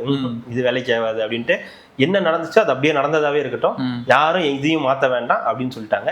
சேகர் பாபு வந்து கொஞ்சம் இது பண்றதா பார்த்தாங்க. மாவட்ட செயலாளர்ல இருந்து அவர்கிட்ட பிரிச்சு 2 தொகுதியெல்லாம் பிரிச்சு கொடுக்கறதா பார்த்தாங்க. இல்ல தலைவரே, இது ஆகுறது இல்ல தலைவரே, இருக்கிறதா இருந்தா ஃபுல்லா கொடுங்க. இங்க பாருங்க, நீங்க தோத்துட்டீங்க, நான் ஜெயிச்சிட்டேன், நான் சொல்றது கரெக்ட் தானே, நியாயம் தானே அவர் கேட்கறது. நான் ஜெயிச்சவன், எனக்கு நீங்க முடிவு எடுக்காதீங்க, நான் வேணா உங்களுக்கு முடிவு எடுக்கிறேன். உங்களுக்கு எந்த தொகுதி கொடுக்கலாம், இனிமே நீங்க எந்த தொகுதி நிக்கலாம், நீங்க ஜெயிக்கணுமா ஜெயிக்க கூடாதுன்றத முடிவை நான் தான் எடுப்பேன். அது எப்படி எடுப்பீங்க? நான் எடுத்தேன்ல, ஐ ஆம் தி பார்ட்டிங்க. கரெக்ட் இருக்கலாம். நான் சொல்றது இன்னைக்கு நடந்த சம்பவத்தை சொல்றேன். நீங்க ஜெயிக்கணுமா ஜெயிக்க கூடாதுன்ற முடிவு பண்ண வேண்டிய இடத்துல இருக்கிறவன் நான், நீங்க இல்ல. எனக்கு என்னமோ நான் தோசது காரணம் நீங்க தான் இருப்பேன்ற மாதிரி. இன்னுமா உங்களுக்கு டவுட்டு? அவருதான் காரணம். வேணும்னே வந்து தோக்கடிச்சிருப்பாப்ல. ஆமாங்க, சும்மா ஒரு தொகுதியில இவர்கிட்ட கொடுத்துட்டு இவர் போய் வேலை செய்ய சொன்னா அவர் போய் செஞ்சுக்கிட்டு இருப்பாரு. அவருக்கு ஒரு வேலை கிடையாது. அவருக்கு தேர்தல் ஆணையம் மேல ஒரு சந்தேகம் வந்துருச்சு. யாருக்கு? அப்பாக்கு தான். என்னன்னா, அது எப்படி எலெக்ஷன் டைம்லயும் சரியா வேலை செய்யல. தேர்தல் ஆணையம் வந்து பணம் பட்டுவாடா வந்து எவ்வளோ போச்சுன்னு நமக்கு தெரியும். அவ்வளோலாம் கொடுத்துமே அதே மாதிரி வந்து இது ஏதாவது பண்ணியிருப்பாங்களா, இந்த மிஷினில் ஏதாவது ஃபால்ட் இருக்குமான்ற அந்த ஒரு இது வேற ஒன்றும் கிடையாது. 108 தொகுதியில் மட்டுமா? 108ல் ஒன்று சாம்பிளாக இதை எடுத்து போடுவோம். அதுக்கப்புறம் இதில் ஏதாவது ஒன்று வந்துருச்சு, ஆமாம் ஏதோ ஒரு சின்ன மிஸ்டேக் இருக்குதுங்க, ஐசியில் வந்து ஏதோ ஒரு சின்ன மிஸ்டேக் இருக்குன்னு ஏதாவது ஒன்று வந்துச்சுன்னா அதை வச்சு மொத்தமாகவே முடிச்சு. எனக்கு ஒரு 59 தொகுதியில் இப்படி ஒரு டவுட் இருக்கு. ஐசியில் ஐசி அதனால அதெல்லாம் இல்லைங்க, அது சொல்லிட்டாங்க, தோத்துட்டீங்க ஒத்துக்குங்க, சும்மா ஐக்கிள் பொங்க அடிக்க பார்க்காதீங்க அப்படின்னு இருக்காங்க. அதனால அதை அப்படியே மறைச்சிட்டு நம்ம அப்படியே காவேரி, கர்நாடகா, மேகதாது, டி.கே. சிவகுமார் அப்படின்னு அந்த பக்கம் போய் ஆரம்பிச்சிட்டோம். எல்லாரும் அங்கதான் போயிட்டு இருக்காங்க, இவங்க மட்டும் தான் இன்னும் அங்கேயே நின்றுட்டு இருக்காங்க. அவங்க சொல்லிட்டாங்க, அவங்களும் போயிட்டாங்க. அவங்க போக ஆரம்பிச்சாங்க. சொல்லி ஏங்க நீங்க தோத்துட்டீங்க, அது தெரியும் எனக்கு, சும்மா தான் போட்டு பார்த்தேன், நீங்க எல்லாம் வேலை செய்றீங்களா இல்லையான்னு பார்த்தேன், ஓகே தான் வேலை செய்றீங்க, ரைட் அப்படின்னு போயிட்டாங்க. அப்புறம் நேத்திக்கு ஒரு போராட்டம், ஆகப்பெரிய போராட்டம் ஒன்று நடந்திருக்கு பிரஸ் கிளப் சார்பா. தெரியாதுங்களா உங்களுக்கு? இவ்வளோ பெரிய கோவாலு எதுக்குன்னா 6:30க்கெல்லாம் எஸ்கேப் போயிடுவானா.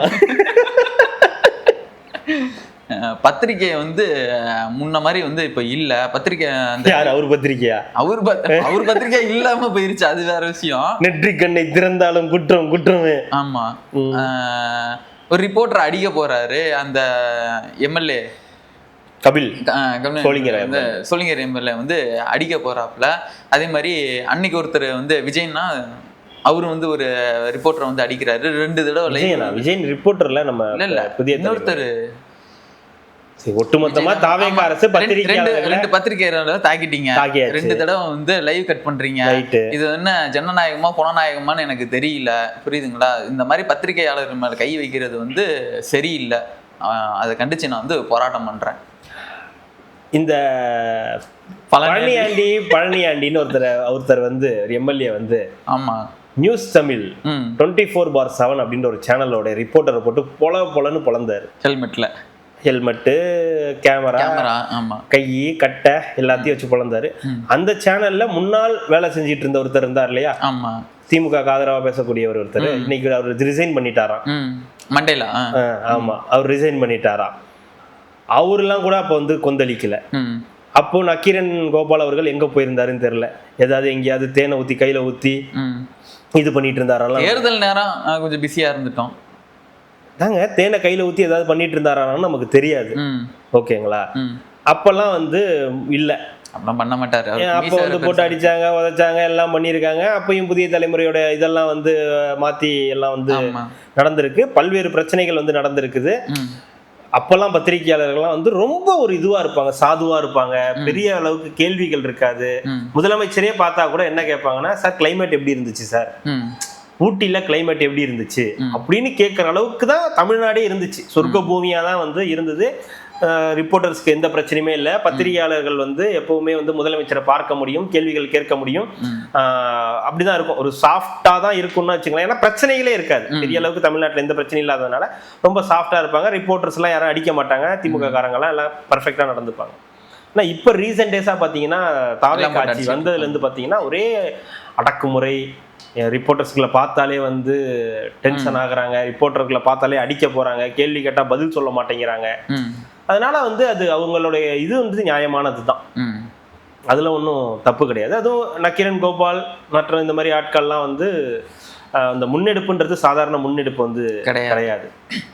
ஏன்னா அவரே ஒரு 5 வருஷம் ஆச்சு இல்ல இந்த மாதிரி போராட்டம் இதெல்லாம் வந்து ஒரு 5 வருஷம் மறந்துருப்பாரு. கரெக்டா வந்திருக்கும், எல்லாம் போயிருக்கும், அது விளம்பரம் வர்றது அது இதுன்னு கரெக்டா போயிருக்கும். அது வாங்கி டை அடிக்கிறதுக்கு எல்லாம் கரெக்டா இருந்திருக்கும்னு வச்சுங்களேன். இப்போ உங்களுக்கு டை அடிக்கிறதுக்கு பணம் வராம போச்சுன்னா என்ன பண்ணுவீங்க? இப்போ உங்களுக்கு கையில வருமானம் இருக்கிற வரைக்கும் நீங்க கடனை பத்தி கவலைப்பட மாட்டீங்க, செலவை பத்தி கவலைப்பட மாட்டீங்க, எதுக்கும் நீங்க வந்து அஞ்ச மாட்டீங்க. ஒரு ஸ்டைலிஷா ஜாலியா கண்ணாடி எல்லாம் போட்டு பங்கமா சுத்திட்டு இருப்பீங்க ஊருக்குள்ளார. இப்போ உங்களுக்கு அந்த வருமானம்னு ஒண்ணு இல்லாம போச்சுன்னா உங்களோட நிலைமை என்ன ஆகும்? கொளுத்தி போடுவோம். உங்கள்கிட்ட இல்லாத வரைக்கும் நீங்க வந்து எடுக்க மாட்டீங்க, உங்கள்கிட்ட இல்லைன்னா எடுப்பீங்கல்ல. நான் ஜென்ரலா சொன்னேன், அதுதான் இதோட கம்பேர் பண்ணி சொல்றேன். அந்த மாதிரி இருக்கும். அப்போ இப்ப அது நடக்குது. ஊடகவியலாளர்கள் தாக்கப்படுகிறார்கள், பத்திரிகையாளர்கள் வந்து தாக்கப்படுகிறார்கள். இதெல்லாம் கடந்த ஆட்சியில நடக்கவே இல்லையான்னு கேட்டா நடந்துச்சு. அப்போ எனக்கு அது தோணலை, ஏன்னா எனக்கு அப்ப கரெக்டா வந்துகிட்டு இருந்துச்சு. இப்ப எனக்கு அது வர மாட்டேங்குது. அதனால நான் வந்து அந்த சம்பந்தப்பட்ட அந்த பையனே வந்து சொல்லிட்டான், நான் அவர்கிட்ட வேலை செய்யறேன், நான் இது பண்ணிருக்கேன்னு. அவன் ஜாலியா கேட்டான், அதுக்கு அவர் சும்மா அடிக்கிற மாதிரி வந்துட்டு போயிட்டாரு.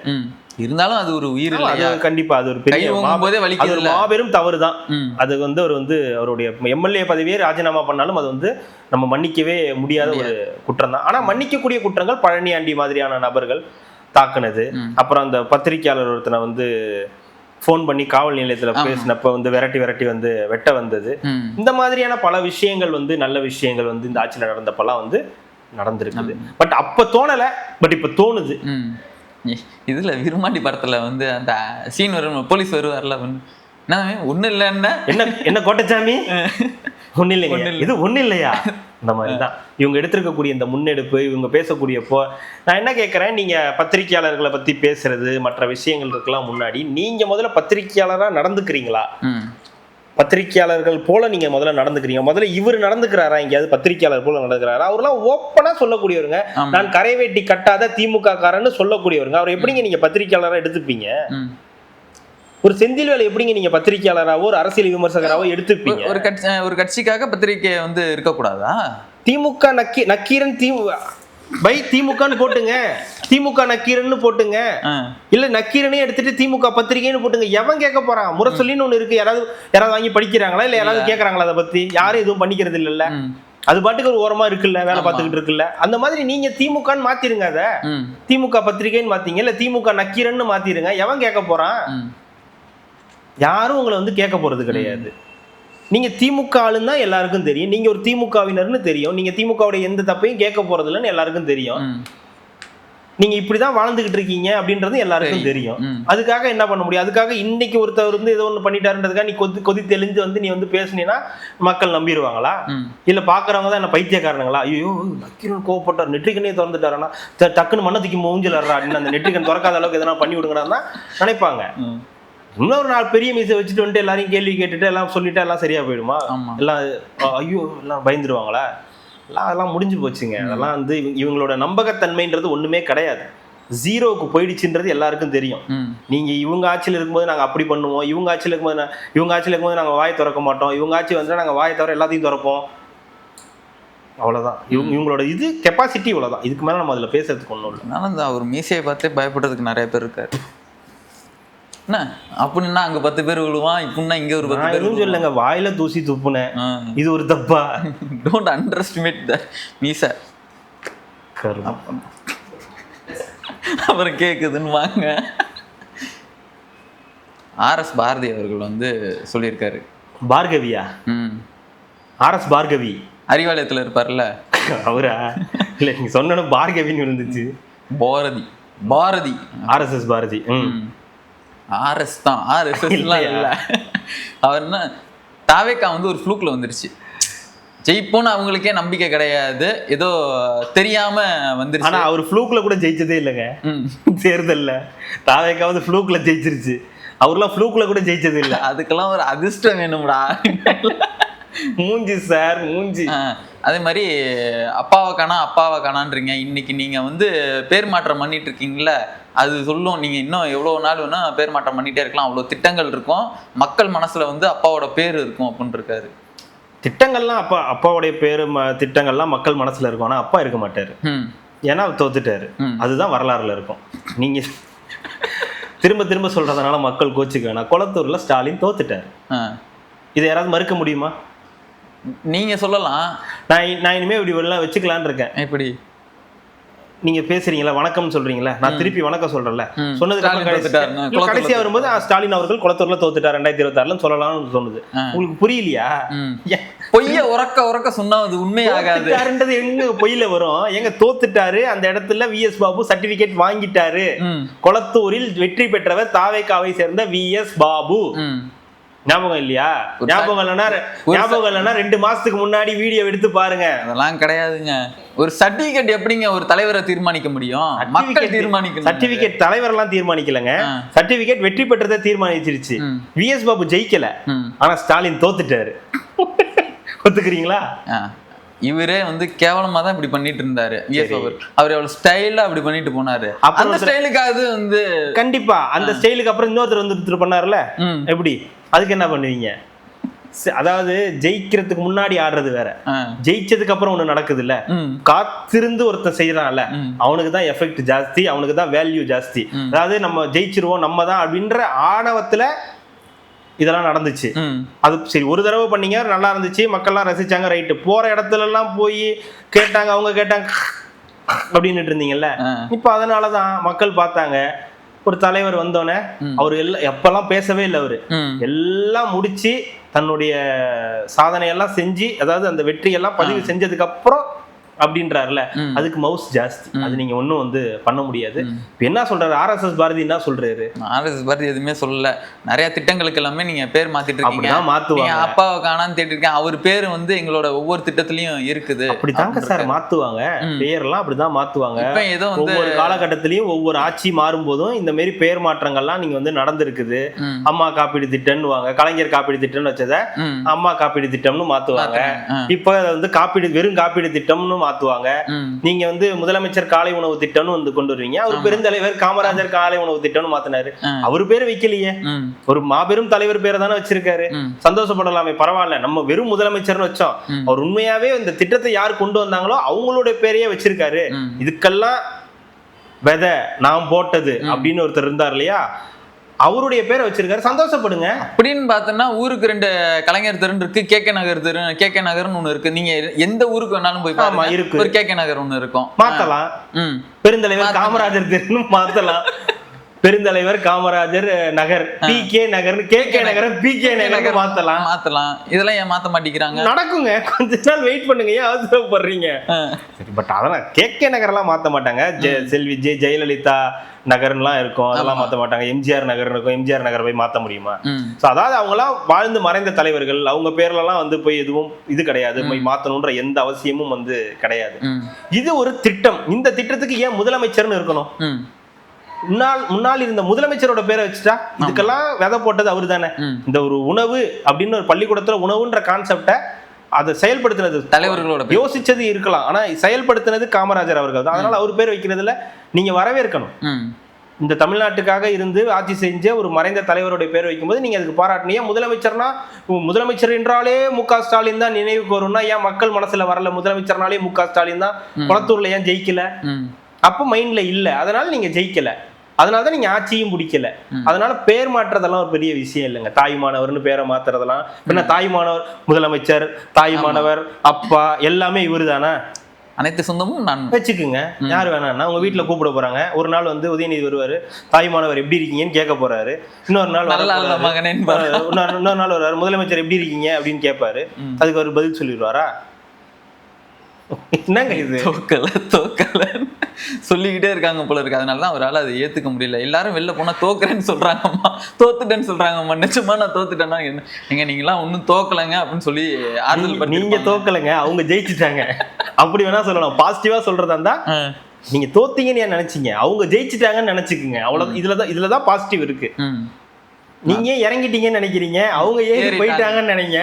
நான் தோத்துட்டேன்னு நானா நினைக்கிற வரைக்கும் என்ன யாராலையும் தோக்கடிக்க முடியாதுன்றது கரெக்ட் தான். அதெல்லாம் அஜித் கிட்ட போய் எழுதி வாங்கிடுவாங்க. அஜித்துக்காக எழுதுறவங்க இருக்காங்க, இன்னொருத்தர் தான் எழுதி கொடுத்தாங்க. அதுதான் சொல்றேங்க. அந்த டீம் வாங்குவேன்ல, வாங்கி என்கிட்ட இருக்குதுல்ல, வாங்குவேன்ல, எழுத சொல்லுவேன்ல. அப்புறம் அவெல்லாம் முடிஞ்சிருச்சு. இன்னும் ஒண்ணு இருக்கு, இந்த ஆவின் பரிதாபங்கள். பரிதாபங்கள் இருக்கு. அவங்க மன்னிப்பு கேட்டாங்களே, மன்னிப்பு கேட்டு வீடியோவும் டெலீட் பண்ணிட்டாங்க. அந்த போர்ஷன் மட்டும் டெலீட் பண்ணிட்டாங்க. பரிதாபங்கள் டீம் பண்ணிட்டாங்க. ஆமா, அந்த போர்ஷன் வந்து நீங்க ஒரு மாதிரி இருக்குன்னு சொன்னதுனால நாங்க வந்து டெலீட் பண்ணிடுறோம். பல பேருக்கு மன உளைச்சலை ஏற்படுத்துச்சு அப்படின்னா. இதே மாதிரி பிஜேபி ஒரு தடவை வந்து ப்ரெஷர் போட்டாங்க. அந்த திருப்பதி லட்டு விஷயத்துல வந்து ஒரு ப்ரெஷர் போட்டாங்க. அப்போ ஒரு தடவை டெலீட் பண்ணியிருக்காங்க. இப்ப திமுக ப்ரெஷர் போட்டிருக்கு. அதனால இப்ப 2 தடவை பிஜேபியும் திமுக வந்து இந்த வேலையை பார்த்திருக்காங்க. சாதாரண விஷயம், ஒரு கேலி சித்திரமா இருக்கட்டும், சாதாரண ஒரு மீமா இருக்கட்டும், இதெல்லாம் ரொம்ப சர்வசாதாரணமா இருக்கக்கூடிய விஷயங்கள். இத வந்து ஒருத்தர் சொல்லியிருக்காரு, இது அருவருக்கத்தக்க வகையில இருக்கு, பரிதாபங்கள் டீம் செஞ்ச விஷயம் அருவருக்கத்தக்க வகையில இருக்குன்னு சொல்லிட்டு யார் சொல்லியிருக்காங்கன்னா, திமுக சாதாரணமா வரலடா, ஜாமீன் வாங்கிட்டு தான் வந்திருக்குன்னு சொல்லுவாங்கல்ல டிஆர்பி ராஜா, அவர் வந்து சொல்லியிருக்காரு அருவருக்கத்தக்க வகையில இருக்கு அப்படின்னு. எதுங்க அருவருக்கத்தக்க வகையில இருக்கு அப்படின்னு கேட்டா, அவங்களுடைய அந்த வீடியோ வந்து அருவருக்கத்தக்க வகையில இருந்துச்சு. அதாவது தன் தந்தைக்கு நடந்த அநீதியால் மனவேதனையில் தனது உணர்வுகளை வெளிப்படுத்த முயலும் ஒரு சிறுவனை குறிவைத்து பரிதாபங்கள் செயல்படுத்தி பார்த்து மிகுந்த அருவருப்பாக உள்ளது. இந்த திறமையான கலைஞர்கள் குழுவின் நீண்ட நாள் ரசிகனாக இருந்தனால் ஒரு குழந்தை தனது துயரமான நேரத்தில் இருக்கும் போது இவ்வாறு நடந்து கொண்டதை பார்த்தது மிகவும் ஏமாற்றம் அடைந்தேன். குழந்தையா? யாரு இந்த பையனா?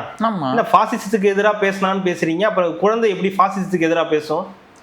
திராவிட கழகம்ல நாங்க ஊட்டி வளர்த்துருக்கோம்ல, அப்படித்தானே? அப்பா உங்க அப்பாவே சந்தோஷமா தானப்பா இருக்காரு ஜெயில. அவரு தானப்பா சொன்னாரு. அவருக்கு வேற ஜாமீன் கொடுக்கல. அவரு கொடுக்க மாட்டாங்க, அது விட்டுருங்க. நான் என்ன கேட்குறேன், உங்க அப்பா அங்க சந்தோஷமா இருக்காரு. சரி, குழந்தை இப்படி நீங்க இன்னைக்கு சொல்றீங்க பரிதாபங்கள் இப்படி பேசிட்டாங்க, மன உளைச்சலுக்கு ஆளாயிட்டேங்கன்னு. அப்போ அந்த குழந்தை பேசிச்சுல, உங்க பசங்க உங்க பையன் தான் உங்க கூட இல்ல, நான் எங்க அப்பாவாது என் கூட இருக்கணும் அப்படின்னு நீ பேசுறல்ல, இது குழந்தை பேசுற பேச்சா? இது எவ்வளவு குத்தலான பேச்சு. அப்ப இது எவ்வளவு மன உளைச்சலை ஏற்படுத்தும்? அவரை தலைவராக ஏற்றிருக்கக்கூடிய தாவேகா தொண்டர்களுக்கு எவ்வளவு மன உளைச்சலை ஏற்படுத்தும்? அவரை வந்து சிஎமாக வச்சிருக்கக்கூடிய தமிழ்நாட்டு மக்களுக்கு எவ்வளவு வந்து ஒரு இழிவா இருக்கும்? என்ன சும்மா நீ ரோட்ல நடந்து போயிட்டு இருந்த, உன்னைய கூட்டு போய் ஜெயில போட்டாங்களா? எலும்ப உடைச்சிருவண்டான்னு சொன்ன, எலும்ப உடைச்சிடுவண்டா சட்டசபைக்கு வந்தா. கொலை மிரட்டல் கொடுத்திருக்க, பகிரங்கமா முதலமைச்சருக்கு கொலை மிரட்டல் வந்திருக்கு. நீ வந்தா நான் இப்படி பண்ணுவேன்னு சொல்லி, அதுக்காக சட்ட ரீதியாக ஜெயில போட்டிருக்காங்கப்பா.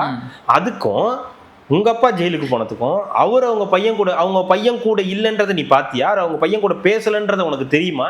இது ஒரு குழந்தை பேசக்கூடிய விஷயமா? இந்த குழந்தைக்கு அது இதெல்லாம் தெரியுது இல்ல? தெரியும். இந்த குழந்தை சொல்லி கொடுத்துருக்கணும் உங்க அப்பாவுக்கு, அப்பா இப்படி பேசக்கூடாதுப்பா, எங்க அப்பா இப்படி பேசுனது தப்புன்னு சொல்லலாம்ல. குழந்தை வந்து கெளுத்தி மாரி பேசுது. இது எப்படி நம்ம குழந்தைய எடுத்துக்க முடியும்? இந்த குழந்தைக்கு ஆதரவா இவனுங்கெல்லாம் வந்து இப்ப வந்து பதிவெல்லாம் போடுறாங்க, எல்லாரும் வந்து கடிக்க ஆரம்பிக்கிறாங்க. நல்லா யோசிச்சு பாருங்க. இவங்க பேசினது பிஜேபியும் திமுகவும் மட்டும்தான் இப்படி டெலீட் பண்ண வச்சிருக்கு வீடியோவை. நீங்க எத்தனை பேரை மன உளைச்சலுக்கு ஆளாக்கி பேசியிருப்பீங்க? சிவாஜி கிருஷ்ணமூர்த்தின்னு ஒருத்தரை வச்சுக்கிட்டு வெக்கமே இல்லாம உங்க கட்சியில வந்து எப்படிப்பா பேசுறீங்க நீங்க? சிவாஜி கிருஷ்ணமூர்த்தின்னு ஒருத்தரை வச்சுக்கிட்டு ஜோசப் உன் பேர்லயே தெரியுதே நீ யாருன்னு சொல்றது. அவருடைய பிறப்பை பத்தி நீங்க எவ்வளவு அசிங்கமா பேசிருக்கீங்க. இப்ப அவங்க அப்பா அம்மாவுக்கு மன உளைச்சல் ஆயிருக்காது? ஒரு குழந்தைக்கு மன உளைச்சல் ஆயிடுச்சுன்னு நீங்க ரொம்ப கவலைப்படுற அந்த வயதான பெற்றோர்களுக்கு ஒரு மன உளைச்சல் ஆயிருக்காது? நீங்க இவ்வளவு பேசிருக்கீங்களே அசிங்கமா. நின்னுக்கிட்டா படுத்துக்கிட்டா எவன் கேட்டது? எந்த கட்சிக்காரன் கேட்டது? திமுக தான். இவர் மன உளைச்சல் இல்ல, பொன்முடி அவர்கள் தான். அது அந்த அந்த கும்பிடுற அந்த மக்களுக்கு ஒரு மன உளைச்சல் கிடையாது. இந்த சைவ மதமா இருக்கட்டும், வைணவ மதமா இருக்கட்டும், இவங்களுக்கெல்லாம் இந்த இந்துக்களுக்கு ஒரு இந்துக்கள் விடுங்க, மக்களுக்கு அசிங்கமா இருக்காது? எவ்வளவு மன உளைச்சல் ஆயிருப்பாங்க. இதெல்லாம் உங்களுக்கு வந்து அசிங்கமா வந்து தெரியலையா? எவ்வளோ பேர் உங்க மேடையில இருக்கக்கூடியவங்க பேசுறது எல்லாமே அசிங்கமா பேசியிருக்காங்க. எவ்வளோ பேரை மன உளைச்சலுக்கு ஏற்படுத்தியிருக்காங்க. நான் கேட்கறது ஒரு சாதாரண வீடியோ. அந்த வீடியோ 1 டேல கடந்து போற விஷயம்.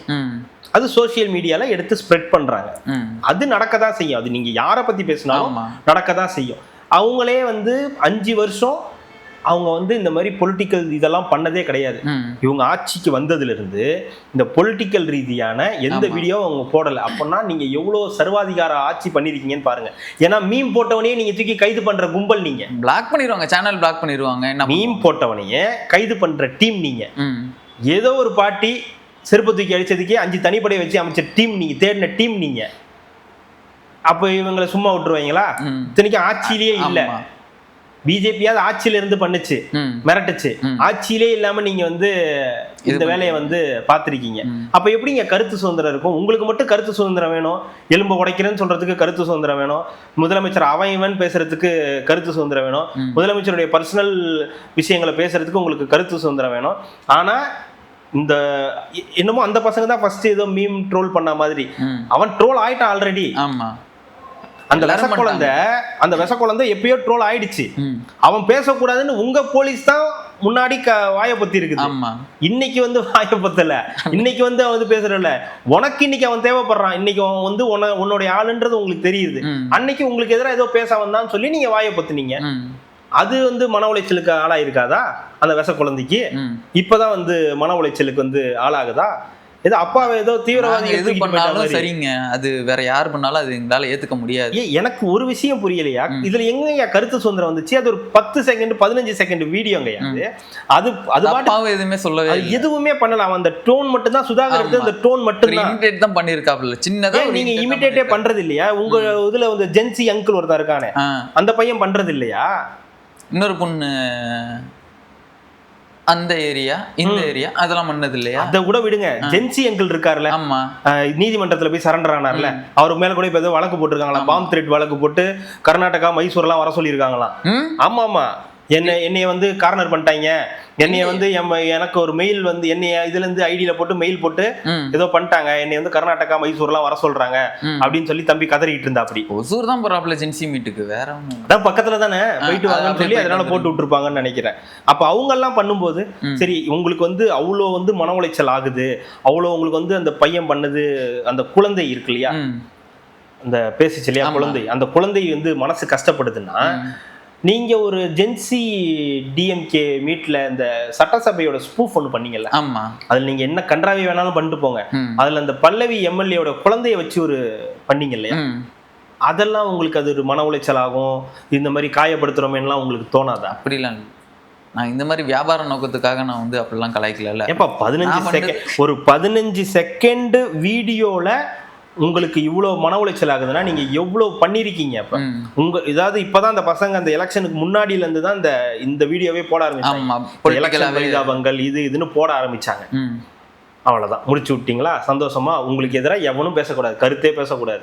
கேட்டா நீங்க இன்னைக்கு தாவேக அரசு கருத்து சுதந்திரம் இல்ல, முடக்குது உடைக்குது அப்படின்னு 4 பேரை கூப்பிட்டு வந்து வெட்டி பஞ்சாயத்து வந்து பண்ணிட்டு இருக்கீங்க. உங்களுக்கு அப்படி தாங்கிக்க முடியல, உங்களுக்கு வந்து வலிக்குதுன்னா அந்த இது செஞ்சு எங்கேயாவது போய் சொல்லுங்க. வச்சிருக்காங்களா, கோடி கோடியா வச்சிருக்காங்களா, எங்கேயாவது போக சொல்லுங்க. போக மாட்டாங்களே, அதான பஞ்சாயத்து. ஏன் இங்க இருந்து தானே உயிர் எடுக்கணும்? எப்பா இதுக்கு மேல நீங்க வருவாங்கன்னு கனவுல கூட நினைக்க வேணாம். உங்க கனவுல அப்படி ஒண்ணு வந்தாலும் இல்ல, இது கனவுல வந்த கனவுன்னு நினைச்சு எந்திரிச்சு தண்ணி குடிச்சிட்டு சொல்லுங்க. எந்திரிச்சு எங்கேயாவது போய் சொல்லுங்க. இல்ல எவ்வளவு கேவலமா இருக்கானுங்க பாருங்களேன். நம்ம வந்து ஒரு சாதாரண வீடியோ, அந்த வீடியோல ஒரு 15 செகண்ட் அவங்க எல்லாரையும் தான் பண்றாங்க.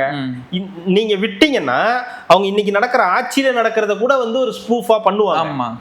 அது வந்து ஒரு வரவேற்க வேண்டிய விஷயம். இதுவே நீங்க வந்து இன்னைக்கு விஜய் சித்துவை போட்டு உங்களோட கலைஞர் செய்திகள் பாத்தீங்களா 62,000 ரூபாய் பில்லு கட்டிட்டாரு, அவருக்கு என்ன ஆச்சு பாத்தீங்களா, என்ன நடக்குது அப்படின்னு வந்து பேசுறீங்க. நாளைக்கு இதையே ஒரு வேற ஏதாவது சொன்னாருன்னா அதை நீக்க சொல்லுவீங்க. அப்போ உங்களுக்கு ஆதரவா இருக்கக்கூடிய செய்திகள் மட்டும்தான் வரணும். ஆட்சியில இல்லாதப்பவே எதிர்கட்சியா இருக்கும் போதே இப்படி ஒரு அடக்குமுறை. ஆட்சி மட்டும்தான் எங்க கிட்ட இல்லை, மற்றதெல்லாம் எங்க கிட்ட இருக்குது. அதை வச்சு நாங்க என்ன வேணாலும் பண்ணுவோம். உலகத்தை இப்படி சுத்தக்கிட்டுமா? இதுக்கு முட்டு கொடுக்குறாங்க பாருங்களேன். எனக்கு அவங்கள பார்க்கும்போது தாங்க எனக்கு வந்து ஓவர் காண்டாகிறது. எப்படா இந்த மாதிரி விஷயத்துக்கு கூட உங்களால முட்டு கொடுக்க முடியும்? எனக்கு கருத்து சுதந்திரம் இதுல எப்படி இதாகுது? உடனே அதுக்கு ஸ்பூஃப் போடுறதுக்கு என்னத்துக்கு வந்துட்டாங்க பாத்தீங்களா? அது வந்துருவாங்க. நீ பண்ணி இல்ல, அப்ப நாங்க பண்றதுலாம் எதுவும் தப்பு இல்லைன்னு. கருத்து சுதந்திரன்றது எல்லாருக்குமானது தானே. நீ அதுல பாடி ஷேமிங்னு சொல்றீங்க, நீங்க பண்ணலையா பாடி ஷேமிங்? ஒரு பல்லவின்ற ஒரு எம்எல்ஏ அவங்க மேல 1000 புகார்கள் இருக்கட்டும், அவங்க எப்படியா இருக்கட்டும், அப்படியா, அதெல்லாம் இல்ல. ஒரு குழந்தைய வச்சு நீ பாடி ஷேமிங் பண்ணல, நீ வீடியோ போடுறல.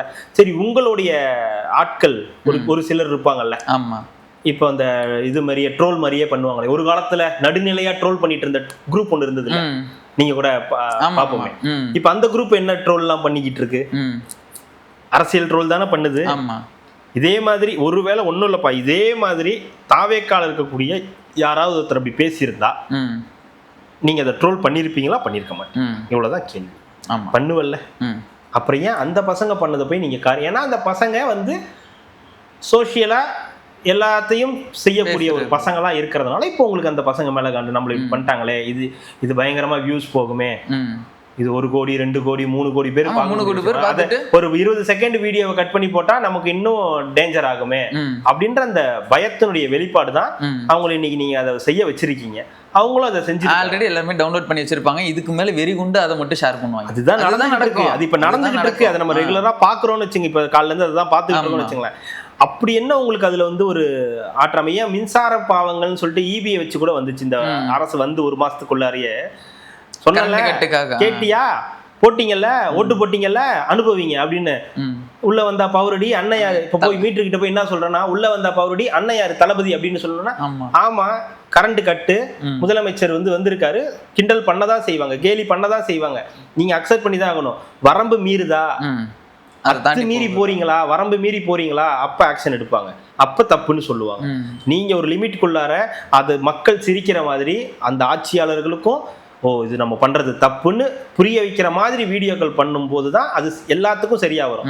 அப்படி பண்ணாம இப்படிதான் இருக்கணும், நீ எங்களுக்கு தான் ஆதரவா இருக்கணும் அப்படின்னு ஒரு மனநிலை தான் உங்களை அடுத்தடுத்து வீழ்ச்சி பாதைக்கு கொண்டு போக போகும். இது வந்து அடுத்த கட்டத்தை நோக்கி எல்லாம் போகாது, சரிவு நோக்கி தான் அது போகும். அவ்வளவுதாங்க, அது முடிஞ்சிருச்சுன்னு வச்சுக்கோங்க. அவ்வளவுதான்.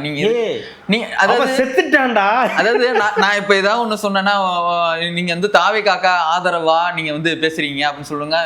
கட்சி ஜெயிக்கவே கூடாது, தோக்கவே கூடாதுன்றதை தாண்டி இந்த மாதிரி விஷயங்கள் திருப்பி வந்துடக்கூடாதுன்றதுல, எது வேணான்றதுல நம்ம வந்து உறுதியா இருப்போம். எங்களுக்கு எது வேணும்ன்றதை தாண்டி எது வேணான்றதுல உறுதியா இருப்போம். அதுல வந்து இப்ப நீங்க சொன்ன மாதிரி இது வந்து கனவுலயும் திருப்பி வந்து இவங்கெல்லாம் வந்துருவாங்கன்ற ஒரு எண்ணமும் வேணாம். தயவு செஞ்சு அப்பப்ப ஆட்சிக்கு வந்துட்டோம் கனவுல அது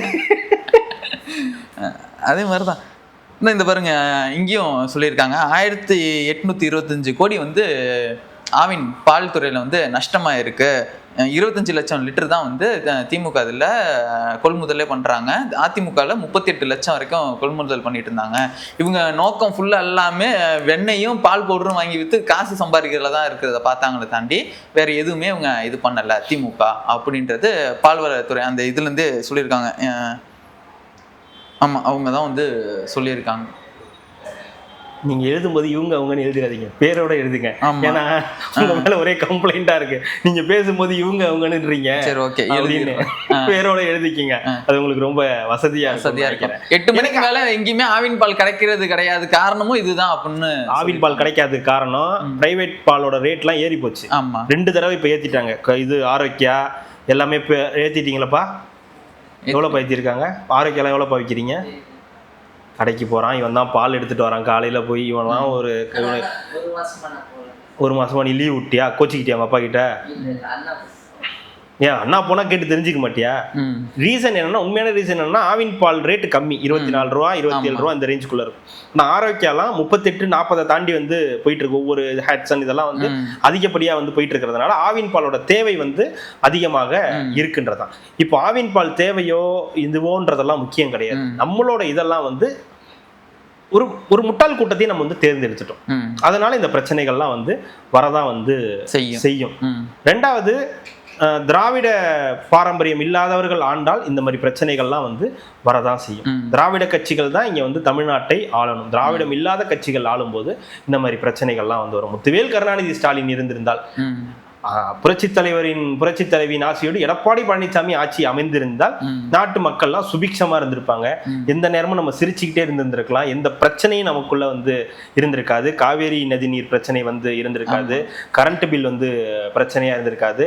மாசம் வரக்கூடிய 1000 ரூபாயை வைத்து நீங்க அயர்லாந்து கூட வந்து போயிருக்க முடியும். இந்த மாதிரி பல்வேறு விஷயங்கள், ஒரு 8000 ரூபாய் உங்களுக்கு வந்து ஒரு கூப்பன் கிடைச்சிருக்கும். தமிழ் இன்னும் வந்து வீழாமல் நிலையை நாட்டி இருக்க முடியும். இந்த மாதிரி பல விஷயங்கள், நாட்டு மக்களுடைய பிரச்சனைகள், இந்த மாதிரி எந்த பிரச்சனையும் இல்லாம இருக்கு. ஆனா இப்ப நம்ம ஒரு முட்டாள் கூட்டத்தை தேர்ந்தெடுத்ததன் காரணத்தினால நமக்கு எந்த விதமான நன்மையும் வந்து நடக்க மாட்டேங்குது. உங்களுக்கு வந்து பாத்தீங்கன்னா அடிமட்டத்தில் இருக்கக்கூடிய லஞ்சம் வந்து ஒழியுது. அது வந்து நமக்கு பிடிக்காது. அப்புறம் இந்த கமிஷன்லாம் வந்து நடக்க மாட்டேங்குது. அது வந்து நமக்கு வந்து கிடைக்க மாட்டேங்குது. ஒரு ஃபேன்சி நம்பர் கேட்டா கூட, ஒரு காருக்கு ஒரு ஃபேன்சி நம்பர் கேட்டா கூட இப்ப நமக்கு இங்கேயே நடந்துச்சு. ஒரு ஃபேன்சி நம்பர் கூட வந்து புரோக்கர் போக முடியாதான். அந்த டைரக்டா நீங்க அந்த இடத்துக்கு தான் போய் நீங்க தான் உங்க பேர்ல கொடுத்து வாங்கணுமா, அமௌண்ட் கொடுத்து வாங்கணுமா. அதெல்லாம் உங்களுக்கு வந்து நடக்கக்கூடாது. ஸோ இதெல்லாம் நடக்கக்கூடாதுன்னா திராவிடம் ஆட்சியில் இருக்கணும். அப்பதான் உங்களால இதெல்லாம் வந்து பண்ண, இதெல்லாம் ஒருத்தரால தான் பண்ண முடியும், ஒரு கட்சியால தான் பண்ண முடியும். அந்த கட்சி இருந்தாதான் இது எல்லாமே நடக்கும்.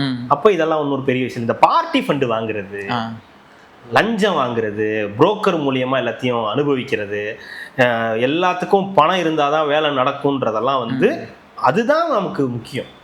இது கிடையாது. அந்த சிஸ்டத்தை நீங்க கரெக்ட் பண்றீங்க. ஐயோ, அதுதாங்க எங்களுக்கு பிரச்சனையே. பாருங்க, தமிழ் அழிஞ்சுக்கிட்டு இருக்கு. இதை பாருங்க, ஃபுல்லா கலைஞர் அவர்களால கட்டப்பட்டது. அது மேல நின்னுதான் நீ வந்து வேடிக்கை பார்த்துக்கிட்டு இருக்க. ஓ, இதெல்லாம் கலைஞர் பண்ணதா அப்படின்னு. அவர் கலைஞர் பண்ணதான்னு பார்க்கல. ஓ, இதுல நீங்க இவ்வளவு அடிச்சிருக்கீங்களா, ஐயோ இந்த பாலத்துலதான் இவ்வளவு ஊழல் நடந்திருக்கா. அதிகாரிகள் போய் காட்டியிருப்பாங்களா, சார் கிண்டி பாலம் இது மாதிரி நடந்திருக்கு, இத்தனை லட்சம், இது எவ்வளவு முடிச்சிருக்கீங்க, இதுல முடிச்சிருக்கணும் 300 கோடியில முடிக்கிறது, நாங்க ஒரு 650 கோடி போட்டிருக்கோம் சார். ஓ, அந்த பாலம் தான் இதுதானா, ரைட் அப்படின்னு பார்த்துருக்கலாம்ல. அப்படியும் பார்த்துருக்கலாம்ல. ஏன் வந்து அவர் அப்படிதான் பார்க்கணுமா? நீ வந்து ரிப்பன், அவர் போய் ரிப்பன் மட்டும் கட் பண்ணி வைக்கிறதுக்கு போகிறாருன்னு நினைக்காதீங்க. அதுல நீங்க என்னெல்லாம் பண்ணிருக்கீங்க, இது ஏன் அவங்க யோசிக்க மாட்டேங்கிறாங்க? நான் நார்மலா கேட்கறேன். நம்ம வந்து எந்த ஒரு பார்ட்டிக்கும் முட்டு கொடுக்குறதோ இல்ல வந்து யாரையும் அழிக்கணும்ன்றது, ஒரு திட்டம், ஒரு பாலம் கட்டுறாங்கன்னா கட்டிட்டாங்கப்பா, பாலம் கட்டிட்டாங்கப்பா. நேற்று கூட ஒருத்தர் கமெண்ட் பண்ணிருந்தாங்க, இந்த ஒரு ஊர்ல வந்து கட்டினாங்க 6 மாசம் கூட பாலத்தை காணான்னு கட்டிட்டு இருந்தாங்க. ஏன்னா போயிருச்சான், இது இடிஞ்சு விழுந்துருச்சு அப்படின்ற. அதுக்கு பேர் பாலம் இல்லை, இப்ப ஓலம் செட்டு போட்டு வச்சிருக்காங்க. அந்த ஊர் பேர் நான் இன்னைக்கு படிச்சுட்டு நாளைக்கு வீடியோல சொல்றேன். பாலத்தை காணாங்க, ஃபுல்லா இடிஞ்சிருச்சு அப்படின்னு சொல்லி இது பண்ணியிருந்தாங்க. இவங்க நான் எங்க ஆட்சியில கட்டப்பட்டது இதெல்லாம் இது பட்டதுன்னு நீ வந்து பேர் தான் விட்டுற, ஸ்டிக்கர் தான் நீ ஒட்டிக்கிற. நீன்னு எப்போ வேணாலும் அது கிழிஞ்சு தொங்குறாள். அதுல வந்து எவ்வளவு கொள்ளையடிச்சிருக்காங்க, அதோட உள்ள என்ன டெண்டர் போயிருக்கு, இதுல அவங்களுக்கு எவ்வளவு லாபம்ன்றது எதுவுமே அவங்க பார்க்க மாட்டேன்றாங்க. அது ஏன் தப்பு? எனக்கு வர வேண்டியது வந்துருதுங்க. எனக்கு மாசம் என்ன வண்டி ஓட்டுறதுக்கு எனக்கு பாலம் வந்தா போதும். எனக்கு வர வேண்டியது வந்துருது. எனக்கு இந்த இன்டர்நெட்ல எக்ஸ்ல பேசுறதுக்கு, டிவி டிபேட்ல உட்காந்து பேசுறதுக்கு, அவங்களுக்காக பேசுறதுக்கு எனக்கு பணம் வந்துருது. நான் ஏன் இதுக்கு போய் கஷ்டப்படணும்? ஏன் எக்கேடு கெட்டு போனா எனக்கு என்ன? நார்மலா கேக்குறாங்க. இப்ப தொண்டர்களா இருப்பாங்கல்ல ஐயா, அவங்களுமே அதான் அடிமட்ட தொண்டர்கள் நினைச்சதுனால தான் இன்னைக்கு அவங்க ஆட்சியில இல்ல. அடிமட்ட தொண்டர்கள் இருக்காங்க, ஒரு 1.5 கோடி இருக்குது. அது இருக்கதானே செய்யும். அப்புறம் உங்களுக்கு அப்புறம் அவங்க அந்த அடிமட்ட தொண்டர்கள்லயே வாழ்க்கை பெற்றவங்க இருப்பாங்கல்ல, அவங்களுக்கு தீது நடந்திருக்கும், தீமை நடந்திருக்கும், அவங்களுக்கும் கிடைச்சிருக்காது. ஆனா விட்டு கொடுக்க முடியாம சில நேரத்துல வந்து போய் ஓட்டு போட்டு வந்துருவாங்களா. அதனால நீங்க ஒரு 45, 60, 50+ எல்லாம் போய் நீங்க மாத்தவே முடியாது. பெண்களையாவது வந்து ஓட்டு போட வச்சிடலாம். இந்த ஆண்கள் இருக்காங்கல்ல, இந்த 50+ மேல போற ஆண்கள், இவங்க எல்லாம் வந்து நல்லா எங்க கெத்து, அது எப்படி, அதெல்லாம் ஒன்றும் தெரியாது. அவங்களுக்குலாம் ஓட்டு போட்டு நம்ம போய் நடுத்தர நிக்குதா, சாரி இப்ப எங்க நின்றுட்டு இருக்கீங்க, நடுத்தர தான் நிக்கிறேன். இல்ல இதுக்கப்புறமா நான் நடுத்தர நிக்க கூடாது, நீ ஓட்டு போட்டினா கடைசி வரைக்கும் நீ அங்கதான் நிக்கணும்னு சொன்னா நான் ஏத்துக்க மாட்டேன், அதுலதான் போய் குத்துவேன்னு போய் குத்திட்டு வரவங்கள நீங்க என்ன பண்ண முடியும்? ஒன்றும் பண்ண முடியாது. அப்போ அந்த மைண்ட் செட்ல உள்ளவங்க அப்படியே தான் இருப்பாங்க. அந்த இதுல இருந்து பாரம்பரியத்துல இருந்து அவங்க வந்து வெளியே வர மாட்டாங்க. அவங்களுக்கு சில விஷயங்களை தப்புன்னு தெரியும், நிறைய விஷயங்கள் தப்பு நடக்குது, அதை ஏத்துக்க மாட்டாங்க. எங்களாலதான் இது முடியும், நாங்க தான் இதெல்லாம் பண்ணோம். நீங்க சொல்றீங்கல்ல ஒரு பாலம் கட்டுறதுக்கு இதுதான் எங்காலும் கட்டின பாலம், அந்த பாலம் கட்டினதுல ஓகே சந்தோஷம், மக்கள் எல்லாம் போறாங்க வராங்க. அந்த பாலம் கட்டினதுக்கு என்ன நடந்துச்சு, எவ்வளவு போச்சு, யாருக்கு எவ்வளவு போச்சுன்னா இது நீங்க அடிமட்ட கமிஷன், இதை நம்ம தடுக்கவே முடியாது. இதெல்லாம் என்ன பண்ணிதான் ஆகணும். அந்த கட்டத்துல தான் நம்ம வந்து இருக்கோம். செய்யற வேலை செய்யறதுக்கே எனக்கு லஞ்சம் வேணும்னு கேட்டா கூட ஆச்சரியப்படுறதுக்கு இல்ல. அரசு ஒரு சம்பளம் கொடுக்குது இல்ல, அந்த சம்பளம் வேணாம் எனக்கு, அதுக்கு பதிலா எனக்கு மாசம் இவ்வளவு லஞ்சமா கொடுத்துருங்கன்னு கூட கேட்டாலும் கேட்கலாமோ அப்படின்ற ஒரு நிலைமையை நம்ம வந்து நோக்கி வந்து போயிட்டு இருக்கு. அதனால அது வந்து நம்ம கரெக்ட் பண்றதுக்கு இதெல்லாம் நடந்துதான் ஆகணும். நீங்க சொல்ற மாதிரிலாம் நடக்காது. இன்னமும் அது கொஞ்சம் போயிட்டு தான் இருக்குதான். இங்க பம்மல்ல மெசேஜ் பண்ணியிருந்தாங்க, இன்ஸ்டால மெசேஜ் பண்ணியிருந்தாங்க, பம்மல்ல ஏதோ வீடு வாங்கியிருக்காங்களா 48 லட்சமோ ஏதோ ஒரு அபார்ட்மெண்ட், அங்கே ஒரு 215 என்னமோ வீடுங்க இருக்குது. ரெஜிஸ்ட்ரேஷனுக்கு போயிருந்தோம், ரெஜிஸ்ட்ரேஷனுக்கு இவ்வளோ ஆகும், இந்த இதுக்கு வந்து கட்டணுன்றதுக்கு அதுக்கு தனியாக வந்து எக்ஸ்ட்ரா வந்து ஒரு 10,000 ரூபாய் ஆகும். அது டாக்குமெண்ட் வரும்போது நாங்கள் கொடுத்துருவோம்னா இல்லை கையில் எங்களுக்கு கேஷாக கொடுத்துருங்க அப்படின்னாங்க. கேஷ் இன் ஹேண்டா? ஆமாம், கேஷ் இன் ஹேண்டா கொடுத்துருங்க அப்படின்னாங்களா. இவங்களும் கொடுத்துருக்காங்க. இது வந்து இது இங்கே மட்டும் இல்லை, நாங்களும் கொடுத்துட்டோம், எங்களுக்கு இது யார்கிட்ட போய் எங்களுக்கு கம்ப்ளைண்ட் பண்ணுறதுன்னு தெரியல.